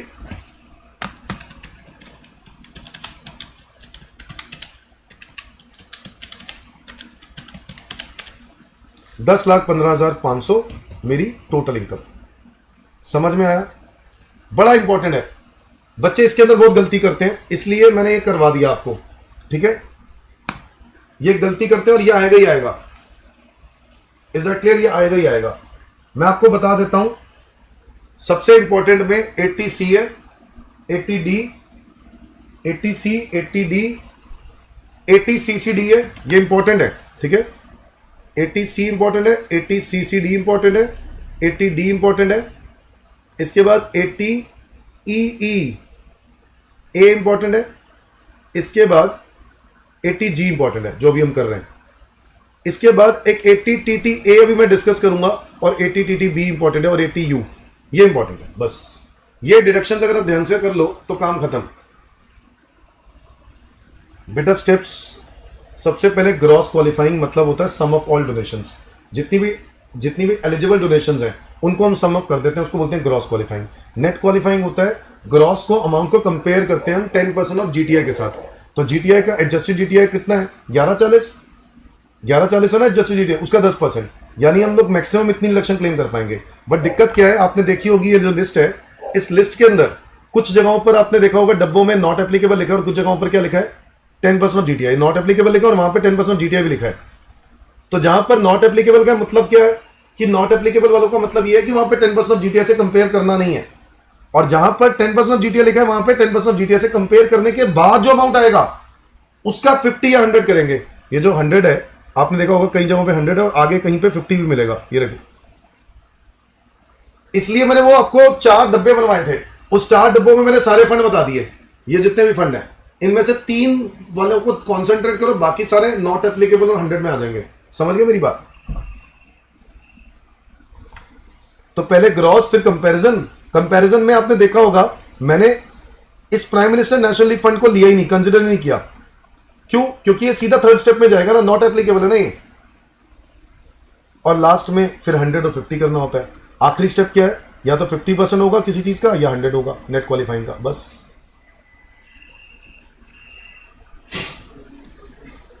डन। अब मैं आपको सीधा इंपॉर्टेंट करा दूं क्या? 80 जीजी एक बार पढ़ लेना। रेंट पे करने पर डिडक्शन मिलती है। याद रखना, रेंट पेड में एचआरए को, जिनको एचआरए मिल रहा है वो तो एचआरए में रेंट पे करने की एग्जेम्पशन क्लेम कर लेंगे, सेक्शन 10 क्लॉज 13 है, हाँ या ना? एचआरए रिसीव हो रहा है तो रेंट पे करने की एचआरए के अंदर एग्जेम्पशन क्लेम कर लेंगे, सेक्शन 10 क्लॉज 13 है। इसलिए उनके लिए ये नहीं है, इसलिए लिखा है should be a self employed person, या फिर वो सैलरी एम्प्लॉई है जिनको एचआरए नहीं मिल रहा। आपका और आपके स्पाउस, आपके बच्चे के नाम पे पहले से कोई प्रॉपर्टी नहीं होनी चाहिए। अमाउंट ऑफ डिडक्शन मैक्सिमम कितनी अलाउड है? 5,000 रुपए महीना, 25% of total income, rent paid minus 10% of total income, which ever is less. 5,000 रुपए महीना यानी साल के 60,000 हो गया, टोटल इनकम का 25%, या rent paid minus 10% of total income, तीनों में से विच एवर इज लेस। फिर एक आता है 80GGA, यह है scientific research for rural development के लिए। ये किन के लिए? ये सैलरीड इंप्लॉइज के लिए, क्योंकि जो बिजनेसमैन होंगे वो तो सेक्शन साइंटिफिक रिसर्च के लिए सेक्शन 35 है, वो तो वहां पर मिल ही रही है, उनको उधर रिडक्शन मिल रही है। तो जो पीजीबीपी नहीं है, जो बिजनेस में नहीं कर रहे, जो सैलरीड मैन है, वो कहां कवर करेंगे? वो करेंगे 80GGA में बेनिफिट लेंगे। कहां लेंगे? 80GGA में बेनिफिट लेंगे। तो आप डिडक्शन जो भी आप डोनेशन करते हो साइंटिफिक रिसर्च के लिए या रूरल डेवलपमेंट के लिए, आपको इस सेक्शन में डिडक्शन मिल जाएगी। आप बिजनेसमैन नहीं हो, बस ये कंडीशन है कि आप बिजनेसमैन नहीं हो, आप बिजनेसमैन नहीं होने चाहिए। देखो, नॉट आपकी income other than assessee whose GTI includes PGBP, मतलब उनके लिए नहीं है ये, ठीक है। मैक्सिमम कितनी कैश में आप दे सकते हो? कैश में 2,000 से ज्यादा नहीं दे सकते, 2,000 ज्यादा दोगे तो अलाउ नहीं होगा। 80GGB क्या है? ये हम लोग पहले भी पढ़ चुके हैं, पीजीबीपी में भी पढ़ा हुआ है। कंपनीज अगर पॉलिटिकल पार्टी को डोनेट करती हैं, कंपनीज, तो इसमें 80GGB में क्लेम करती हैं। और 80GGC है, अगर any other person political party को डोनेट करता है तो 80GGC में मिलता है। फिर आता है 80JJAA, न्यू इंप्लॉइज के लिए। अगर आज आप न्यू इंप्लॉइज हायर करते हो, जो न्यू इंप्लॉइज हायर करते हो, उन न्यू इंप्लॉइज को हायर करने की जो सैलरी है न्यू इंप्लॉइज की, उसका 30% आपको न्यू इंप्लॉय कॉस्ट की डिडक्शन मिल जाएगी। जो भी न्यू वर्कर्स हायर करोगे उनकी जो सैलरी है, उनकी सैलरी का 30%। मेरी बात समझ में आ गई? 30% of the additional employee cost. जैसे पिछले साल 100 वर्कर थे, इस साल में 120 हो गए, तो 20 नए वर्कर आ गए ना। तो जो 20 नए वर्कर आए हैं उनका जो सैलरी है उसका 30%। अब तुम बोलोगे सैलरी को तो पीएनएल में डालोगे ही, बट मैं कह रहा हूं उस सैलरी का भी 30% और, मतलब आप सोचो किसी को 20,000 रुपए दे रहे हो, बट आप 20,000 तो पीएनएल में डाल ही रहे हो, 20,000 का 30% यानी 6,000 की रिडक्शन मिल रही है 80JJAA में। क्यों मिल रही है? गवर्नमेंट एंकरेज कर रहा है, भाई वर्कर्स को हायर करो, न्यू इंप्लॉयमेंट हो, हमारे देश में इंप्लॉयमेंट अपॉर्चुनिटीज जनरेट हो। तो ये एक तरीका है। क्या मेरी बात समझे? कह रहा है ये डिडक्शन आपको मिलेगी 3 साल तक, including the assessment year relevant to the previous year in which such employment is provided. जिस साल में इंप्लॉयमेंट प्रोवाइड की गई उन वर्कर्स के लिए डिडक्शन हमें कितने साल तक मिलती रहेगी? 3 साल तक। मतलब वो डिडक्शन जो है 3 सालों में बढ़ जाएगी। समझ गए मेरी बात? वो डिडक्शन जो है 3 सालों में मिल जाएगी। Is that clear? मतलब 3 सालों में मिल जाएगी का मतलब है आपको, अगर मान लो मैं बात कर रहा हूं 20,000 रुपए का 30%, तो यानी वो 6,000 को 3 सालों में नहीं बांटना, गलत, 6,000 तो मिलेगी। अब आपको अगले साल भी जो वर्कर्स को हायर करोगे नए एम्प्लॉयमेंट, तो वो नए एम्प्लॉयमेंट जो भी अगले साल हायर करोगे उनके अंदर भी आपको एडिशनल एम्प्लॉय कॉस्ट की रिडक्शन मिल जाएगी, और उसके अगले साल भी मिल जाएगी। मतलब 3 साल एडिशनल एम्प्लॉय कॉस्ट की रिडक्शन मिलेगी। कितने साल? 3 साल। पहले साल, जब पहले साल अपने एडिशनल एम्प्लॉय कॉस्ट की रिडक्शन क्लेम करी वो साल, उसके बाद वाला साल और उसके बाद वाला साल, 3 साल मिलेगी। Is that clear? कह रहे एडिशनल एम्प्लॉय कॉस्ट का मतलब यहां पर ये, जब आपके पास नए वर्कर हायर होते हैं, मानो आपने कंपनी नई नई स्टार्ट करी है, तो जितने भी वर्कर्स हैं वो सब नए हैं, इसको एडिशनल एम्प्लॉय कॉस्ट ही बोलेंगे। बोलो हाँ या ना? एडिशनल एम्प्लॉय कॉस्ट में जो हम कंपनी अपने एम्प्लॉइज को सैलरी दे रही है या जो भी परक्विजिट्स बेनिफिट्स दे रही है वो सब इसके अंदर आता है एडिशनल एम्प्लॉय कॉस्ट में। कह रहे in case of existing business the additional employ cost shall be nil. अगर कोई इंक्रीज ही नहीं हुआ नंबर ऑफ एम्प्लॉइज का, अगर पिछले के कंपैरिजन में नंबर ऑफ एम्प्लॉइज का कोई इंक्रीज नहीं हुआ, भाई पिछले साल 100 वर्कर थे, अगले साल भी 100 ही हैं, तो इंक्रीज कितना हुआ? 0। तो इस केस में एडिशनल एम्प्लॉय कॉस्ट क्या रहेगा? एडिशनल एम्प्लॉय कॉस्ट क्या रहेगा? 0। एडिशनल एम्प्लॉय कॉस्ट है ही नहीं। ठीक है। The emoluments are paid otherwise than by way of account pay check. Emoluments are paid otherwise than by way of account pay check or account pay draft or by use of ECS through a bank account. अगर आप account पे check से पे करते हो, draft से पे करते हो, ECS से पे करते हो, ठीक है, तो गवर्नमेंट कह रहा है हम आपको डिडक्शन देंगे ही नहीं। एडिशनल एम्प्लॉय कॉस्ट की डिडक्शन सिर्फ तब मिलेगी जब आपने उसको चेक से पे किया। अगर कैश से पे किया तो नहीं मिलेगी। अदरवाइज देन लिखा है, अदरवाइज देन मतलब आपने कैसे पे किया होगा? कैश से, तो employee cost shall be nil. The emoluments are paid otherwise than by way of account pay check. कह रहे कब कब निल होगी? निल मतलब डिडक्शन 0 नहीं मिलेगी अगर पिछले साल से इस साल में कोई फर्क आया ही नहीं, नंबर एम्प्लॉइज में कोई फर्क नहीं आया, नंबर 1। नंबर 2, आपने पैसा कैसे पे किया? कैश में पे किया। पैसा कैसे पे किया? कैश में पे किया। क्या मेरी बात समझ में आ गई? अब इसकी भी और शर्तें भी है। क्या कह रहा है? Employee whose total emoluments are more than 25,000 per month. जो एम्प्लॉई है जिनको उनको सैलरी दे रहे हैं, उसकी सैलरी 25,000 रुपए से अगर ज्यादा हुई तो कह रहा है हम इसको एडिशनल एम्प्लॉय कॉस्ट में नहीं इंक्लूड करेंगे। लिखा ना बट डज नॉट इंक्लूड। कौन कौन एडिशनल एम्प्लॉइज में आएंगे? कह रहा है वो एम्प्लॉय नहीं आएंगे जिनकी तनख्वाह 25,000 से ज्यादा होती है। अच्छा, तो फिर एम्प्लॉइज की बात ही नहीं कर रहे, वर्कर्स कैटेगरी की बात कर रहे हैं। तो ऐसे एम्प्लॉइज नहीं आएंगे इसके अंदर जिनकी सैलरी 25,000 से ज्यादा आती है।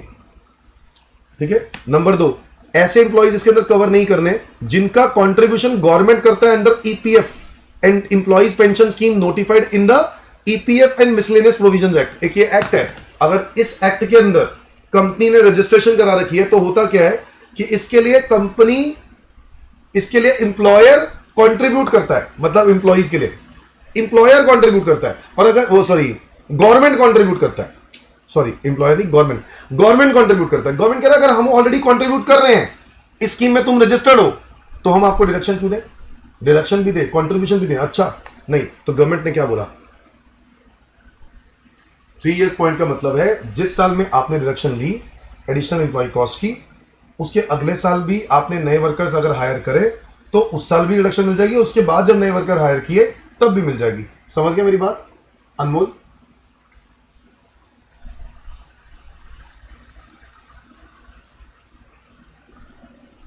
अब मुझे बताओ, जो जिनके लिए गवर्नमेंट कंट्रीब्यूट कर रहा है, जिनके लिए गवर्नमेंट कंट्रीब्यूट कर रहा है under EPS employee pension scheme notified in accordance with the provision of EPF miscellaneous provisions act, कह रहा है ऐसे केस में हम आपको डिडक्शन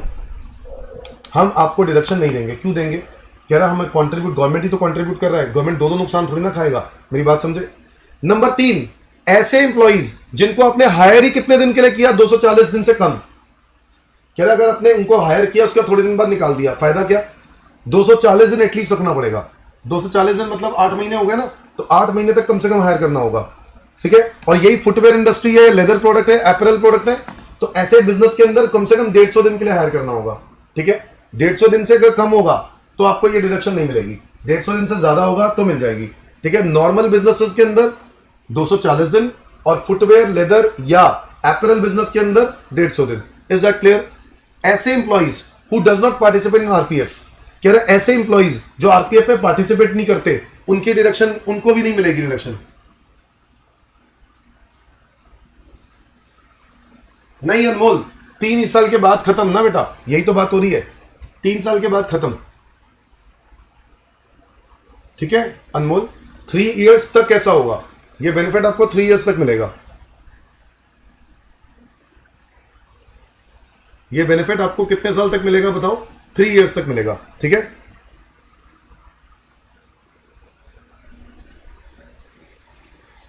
तो गवर्नमेंट ने कहा 4 पॉइंट्स, गवर्नमेंट ने कहा 4 पॉइंट्स जिन लोगों को ये बेनिफिट नहीं दिया जाएगा एडिशनल एम्प्लॉय कॉस्ट का। बताओ कौन कौन से?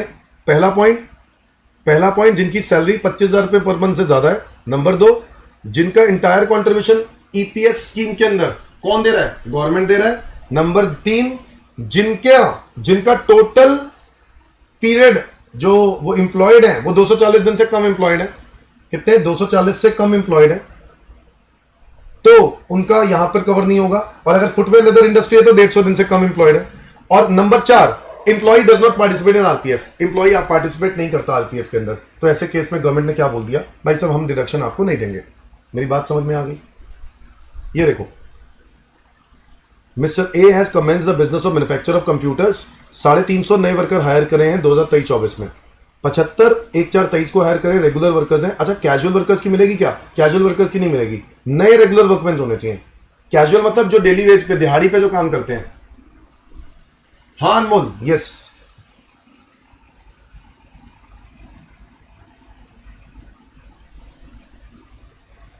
बेटा जब पहला साल स्टार्ट होगा, पहला साल जब आप इस सेक्शन का बेनिफिट लोगे, वहां से पहला साल स्टार्ट हो जाएगा, उसके बाद दूसरा, फिर तीसरा। ठीक है, अब जैसे इसने कंप्यूटर का स्टार्ट किया बिजनेस, तो इसका पहला साल में 350 नए एम्प्लॉई हैं, तो पहले साल में इसने क्लेम कर लिया। बताओ, अब वो क्लेम करना चाह रहा है। रेगुलर वर्कर्स हैं 75, 24,000 की सैलरी है, मिल जानी चाहिए इसमें रिडक्शन। 25 से कम है, हाँ मिल जानी चाहिए। 125 वर्कर्स हैं, 1/5-23 को हायर किया, रेगुलर, सैलरी 26,000 है, नहीं मिलेगी। सैलरी 26,000 है, 25,000 से ज्यादा है ना। अच्छा, 50 वर्कर्स हैं 1/8-23 को, कैजुअल वर्कर्स है, नहीं मिलेगी। 100 वर्कर 1/9-23 को। अब 1/9-23 से पहले चेक करो, 240 दिन से कम बन रहे होंगे। सितंबर, अक्टूबर, नवंबर, दिसंबर, जनवरी, फरवरी, मार्च, तो भाई साहब 7 महीने बने, तो 240 से कम बन रहे हैं। और क्योंकि 240 से कम बन रहे हैं तो ये भी नहीं मिलेगी, सिर्फ यही वाली मिलेगी। तो बताओ, 75 वर्कर, 24,000 रुपए की सैलरी, इंटू 12 इंटू 30%, कितनी मिलेगी उसकी? 30%। तो कितना हो गया? 75 multiply by 24,000 multiply by 12 multiply by 30%, ये हो गया 64,80,000। तो आपको कितने अमाउंट की डिडक्शन मिलेगी? 64,80,000। Is that clear everyone?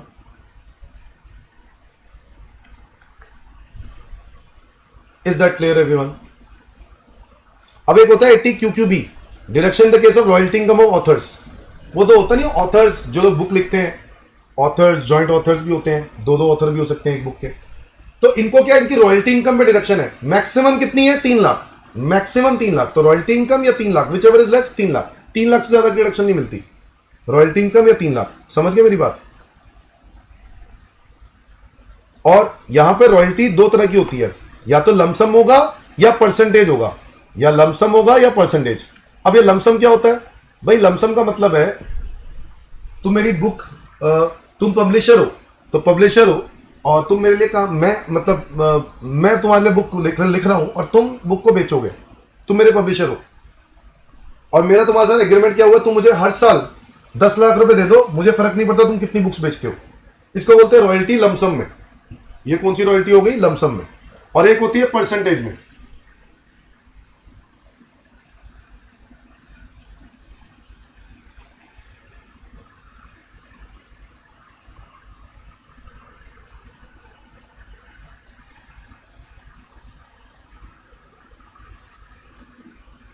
Four वाले में 3 इयर्स भी एक्सपायर हो गए, समझा नहीं मैं, क्या कह रहे हो?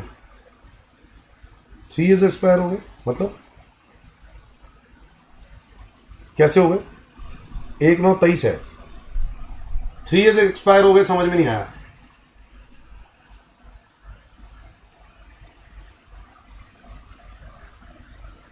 ऐसा कुछ भी नहीं है, 3 इयर्स एक्सपायर वाला कोई चक्कर ही नहीं है इसमें। तो 3 साल बोला, 3 महीने थोड़ी ना है।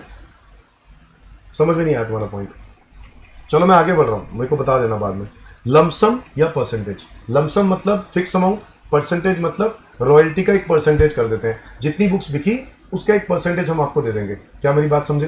तो अगर मान लो 1 लाख रुपए की बुक्स बिक गई, टोटल 1 लाख रुपए की बिक गई और आपकी रॉयल्टी फिक्स की गई थी 20%, तो 20,000 आपकी रॉयल्टी है। 20,000 आपकी रॉयल्टी है। मेरी बात समझ में आ गई?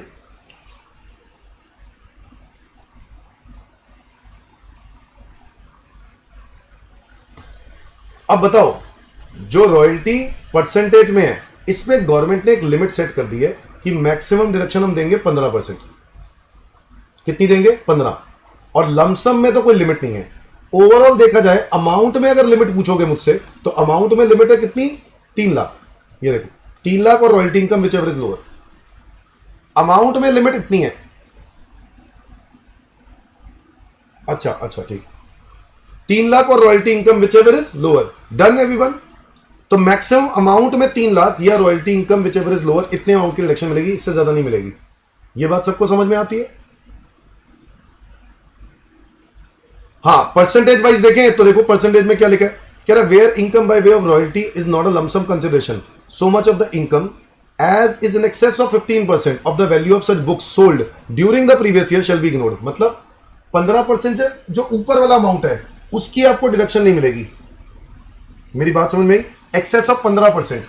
सो समझो, रॉयल्टी इनकम, मैं अभी फिर से बोल रहा हूं, 1 लाख रुपए की रॉयल्टी इनकम है, 20% के हिसाब से आपको 20% के हिसाब से 1 लाख रुपए बन रहे हैं आपके।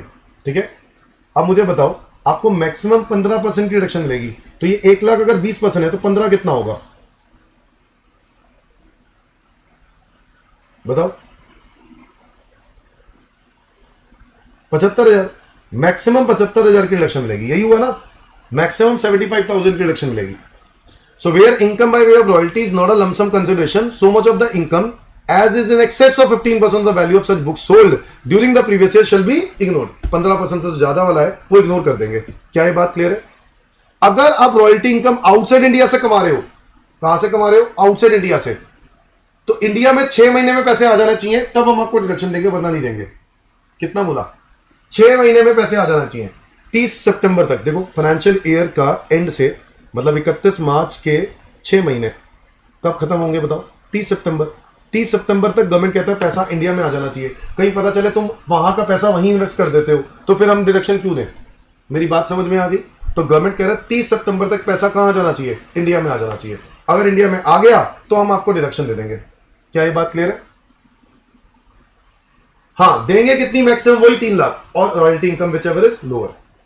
और बताओ, परसेंटेज वाला केस है तो 15% तक देंगे, 15% से ऊपर वाले को इग्नोर कर देंगे, मतलब नहीं देंगे। समझ गए बात? ये सारी बातें समझ में आ गई? ये देखो, एक्स से रॉयल्टी मिली है 90,000 की। एक्स एक रॉयल्टी मिली है एक्स को 90,000 की। क्या ये लमसम है? कह रहा नो, यानी परसेंटेज है। परसेंटेज कितने? 80। मुझे एक बात बताना, अगर 90,000 है तो 90,000 18% के बराबर है, ये कहना चाह रहा है वो? हाँ। अगर 90 18 है तो 15 कितना होगा? 90 18 है तो 15 कितना होगा? 75। यानी आपको मैक्सिमम एलिजिबल इनकम कितनी है? 75। कह रहा है 10,000 रुपए का आपने खर्चा कर दिया। मुझे एक बात बताना, 10,000 रुपए का आपने अगर आपने खर्चा कर दिया तो ये तो आप पीएनएल में दिखाई दोगे 10,000, तो आपको मैक्सिमम डिडक्शन कितनी मिलनी चाहिए? अब देखो, 10,000 खर्चा कर दिया, बट एक बात बताओ, 75 में से भी, एक मिनट, 75 में से भी क्या पैसा बाहर से आ रहा है? कह रहा हाँ, पैसा बाहर से आ रहा है। तो 75 में से कितना इंडिया में आ गया विद इन 30 सितंबर? कितना आ गया? 70। तो 70 एलिजिबल होगा। समझ गया है मेरी बात? एलिजिबल 75 नहीं होगा, एलिजिबल 70 होगा। देखो, कट कुटा के 75 बनता था 18% के 15% के हिसाब से। हाँ, अब 15 में से भी जब इंडिया में कितना आया वो देखेंगे, तो इंडिया में आई 70 है, तो विच एवर इज लेस 70, तो 70 ही एलिजिबल होगा। जिसमें से 10,000 रुपये आपने खर्चा कर दिया तो आपको डिडक्शन कितनी मिलेगी? 60। समझ गए मेरी बात? अगला देखो, 3 लाख रुपए की रॉयल्टी इनकम है। कितने रुपए की रॉयल्टी इनकम है? 3 लाख। क्या ये लमसम है? परसेंटेज है? परसेंटेज है, 17.5 है।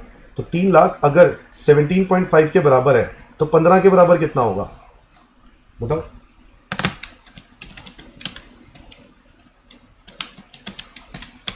ये बनता है 257,143। 257,143। यही बनता है। तो 257,143 15% के बराबर होगा। अब कितना बाहर से आ रहा है पैसा, हाँ कितना 280, ये तो ज्यादा हो गया, तो इतना ही एलिजिबल होगा विच एवर इज लेस के देखेंगे तो। हाँ तो इसमें से 1/10 क्या हो गया, खर्च। जो 1/10 खर्च हो गया वो तो आप कहां क्लेम कर दोगे, P&L अकाउंट में। तो आप मैक्सिमम डिडक्शन कितनी ले पाओगे, 147,143 147,143। समझ में आया कि नहीं आया।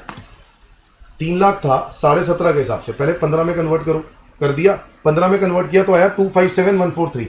अब ये आने के बाद आपने इसमें से रॉयल्टी पे खर्चे कितने कर दिए, 1,10,000। अच्छा पहले आपने ये चेक किया बाहर से पैसा आ रहा है क्या, तो बाहर से पैसा आ रहा है, बाहर से पैसा जो आ रहा है वो पूरा 280 आ रहा है, तो विच एवर इज लेस के हिसाब से तो 257,143 की मिलनी चाहिए मैक्सिमम, तो उतने की मिलेगी।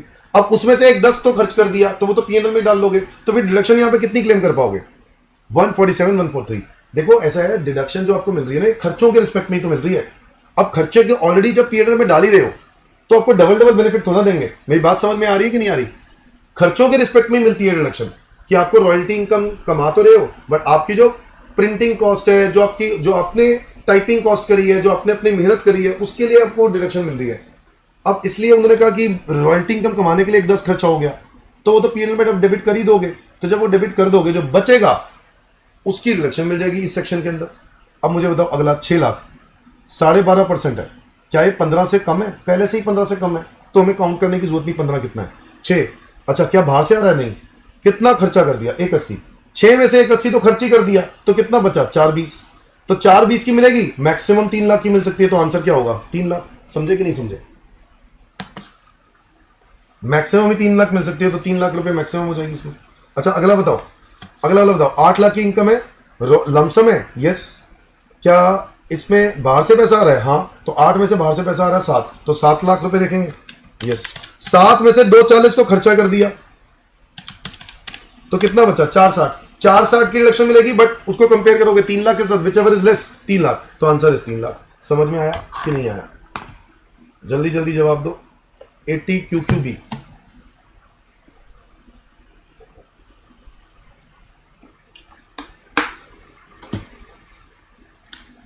QQB।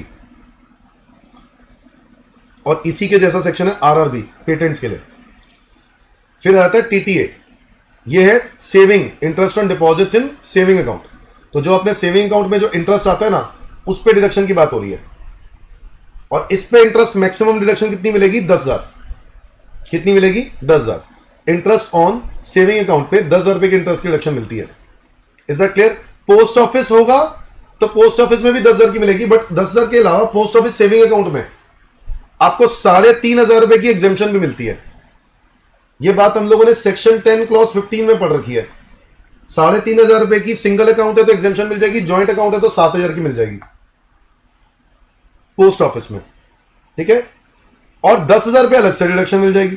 तो पोस्ट ऑफिस में देखा जाए तो इंडिविजुअली बेनिफिट, अगर मुझे मान लो 15,000 रुपए का इंटरेस्ट आ रहा है पोस्ट ऑफिस सेविंग अकाउंट से, तो 15,000 में से 3,500 तो एग्जेम्प्ट ही हो जाएगा। कितना बचा, 11,500।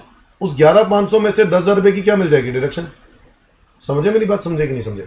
ये डिडक्शन कहां मिलेगी, 80 TTA में, और ये एग्जेम्पशन हो गई, ये एग्जेम्पशन हो गई और ये डिडक्शन हो गई, ठीक है। Interest on saving account with bank, cooperative bank और post office, deduction up to 10,000। Done everyone. अब मैं बात कर रहा हूं 80 TTB की। 80 TTB की जब मैं बात करता हूं तो इंटरेस्ट ऑन डिपॉजिट्स की बात हो रही है in case of senior citizens. अब यहां पे इंटरेस्ट ऑन डिपॉजिट्स है, वहां पे सेविंग अकाउंट था या डिपॉजिट्स है। जब मैं डिपॉजिट्स बोलता हूं यानी FD की बात भी कर रहा हूं, RD की बात भी कर रहा हूं, कोई भी डिपॉजिट्स हो, तो जो भी डिपॉजिट्स है उसके ऊपर इंटरेस्ट सीनियर सिटीजन्स के लिए गवर्नमेंट ने पता कितना बेनिफिट दिया है। गवर्नमेंट ने कहा 50,000 रुपए तक की डिडक्शन ले सकते हो, एक्चुअल इंटरेस्ट या 50,000 which ever is less, actual interest या 50,000 which ever is less. But एक और बात, यहां इंटरेस्ट जो है सिर्फ सेविंग नहीं है, यहां पे FD भी है और रिकरिंग डिपॉजिट भी है। मेरी बात समझ में आ गई कि नहीं आ गई। तो जितना भी डिपॉजिट्स पर इंटरेस्ट होगा उसको आप कंपेयर करोगे 50,000 रुपए विच एवर इज लेस, उतने अमाउंट की डिडक्शन मिल सकती है इसके अंदर। Is that clear. कंडीशन ये है कि एज 60 प्लस है, सीनियर सिटीजन है। क्लियर। लास्ट आता है 80U। ये किसके लिए, ये पर्सन विद डिसेबिलिटी। बच्चों अभी हम लोगों ने एक 80, आपको याद होगा 80 DD पढ़ा था, डिपेंडेंट डिसेबल्ड। ये दूसरों की डिसेबिलिटी की ट्रीटमेंट कराने के लिए। तो रिलेटिव ट्रीटमेंट डिसेबल्ड है, रिलेटिव्स डिसेबल्ड है, जैसे कि स्पाउस, ठीक है, बच्चे, ब्रदर सिस्टर उसके लिए बात की थी, तो वहां पर उनके लिए तो आपको डिडक्शन मिलेगी 75 और 125। अपने लिए बात नहीं करी थी ना, तो अपने लिए यहां पे आप क्लेम कर सकते हो 80U में। नमन कह रहा है सर तो ये सब 2 लाख रुपए का डिडक्शन के ऊपर मिलेगा, कौन से पॉइंट की बात कर रहे हो?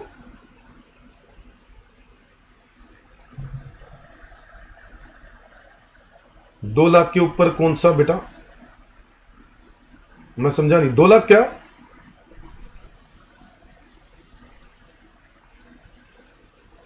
दो लाख क्या है तेरा पॉइंट, मैं समझा नहीं।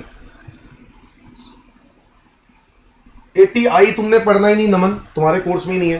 पहली बात, सीए कोर्स में है नहीं, सीएमए कोर्स में है नहीं, सिर्फ सीए स्टूडेंट्स के कोर्स में है, ठीक है। तुमने पढ़ना ही नहीं, जो पढ़ना है वही पढ़ो ना बेटा।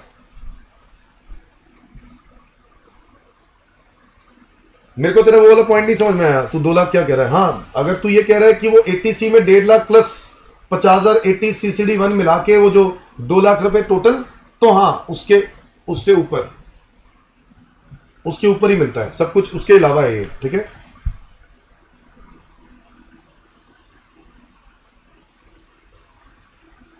बस 80TDB है, 80U जो है ये अपने लिए यहाँ पर वही डायरेक्शन है। 40% या उससे कम डिसेबिलिटी है, 40% या उससे ज्यादा है तो 75, और 80 या उससे ज्यादा है तो 125। हाँ मैं समझ गया 80cc वाली जो लिमिट है 2 लाख के अलावा। हाँ 80cc में 1.5 लाख था वैसे, 1.5 प्लस 50,000 वो 80 CCD 1B का है, ठीक है। उसको 80 CCE मत बोलो, 80 CCE में तो सिर्फ 1.5 लाख ही लिखा है। 1B में ये लिखा है कि 50,000 रुपये एक्स्ट्रा ले सकते हो, समझे। 80U में आप मैक्सिमम डिडक्शन 75 या 125 की ले सकते हो, ये अपने लिए है। और 80DD जो था वो लोगों के लिए, अपने फैमिली रिलेटिव्स के लिए था। क्लियर, दैट्स इट, ये चैप्टर ओवर हो गया है। फटाफट रिवाइज करो, आपके जिन बच्चों के एग्जाम है उसको तैयारी करो। डिसेबिलिटी, ये सारे सेक्शन मैंने आपको बता दिए, मेन सेक्शन क्या है वो भी बता दिए। तो ये चैप्टर बड़ा इंपॉर्टेंट था, ठीक है। जनरली एक चैप्टर जो है बहुत अच्छे वेटेज का आता है, तो इस पर भी ध्यान देना बहुत ज़रूरी है, ठीक है। आज के लिए इतना ही करते हैं, बाकी अगली क्लास मिलते हैं। Bye bye everyone.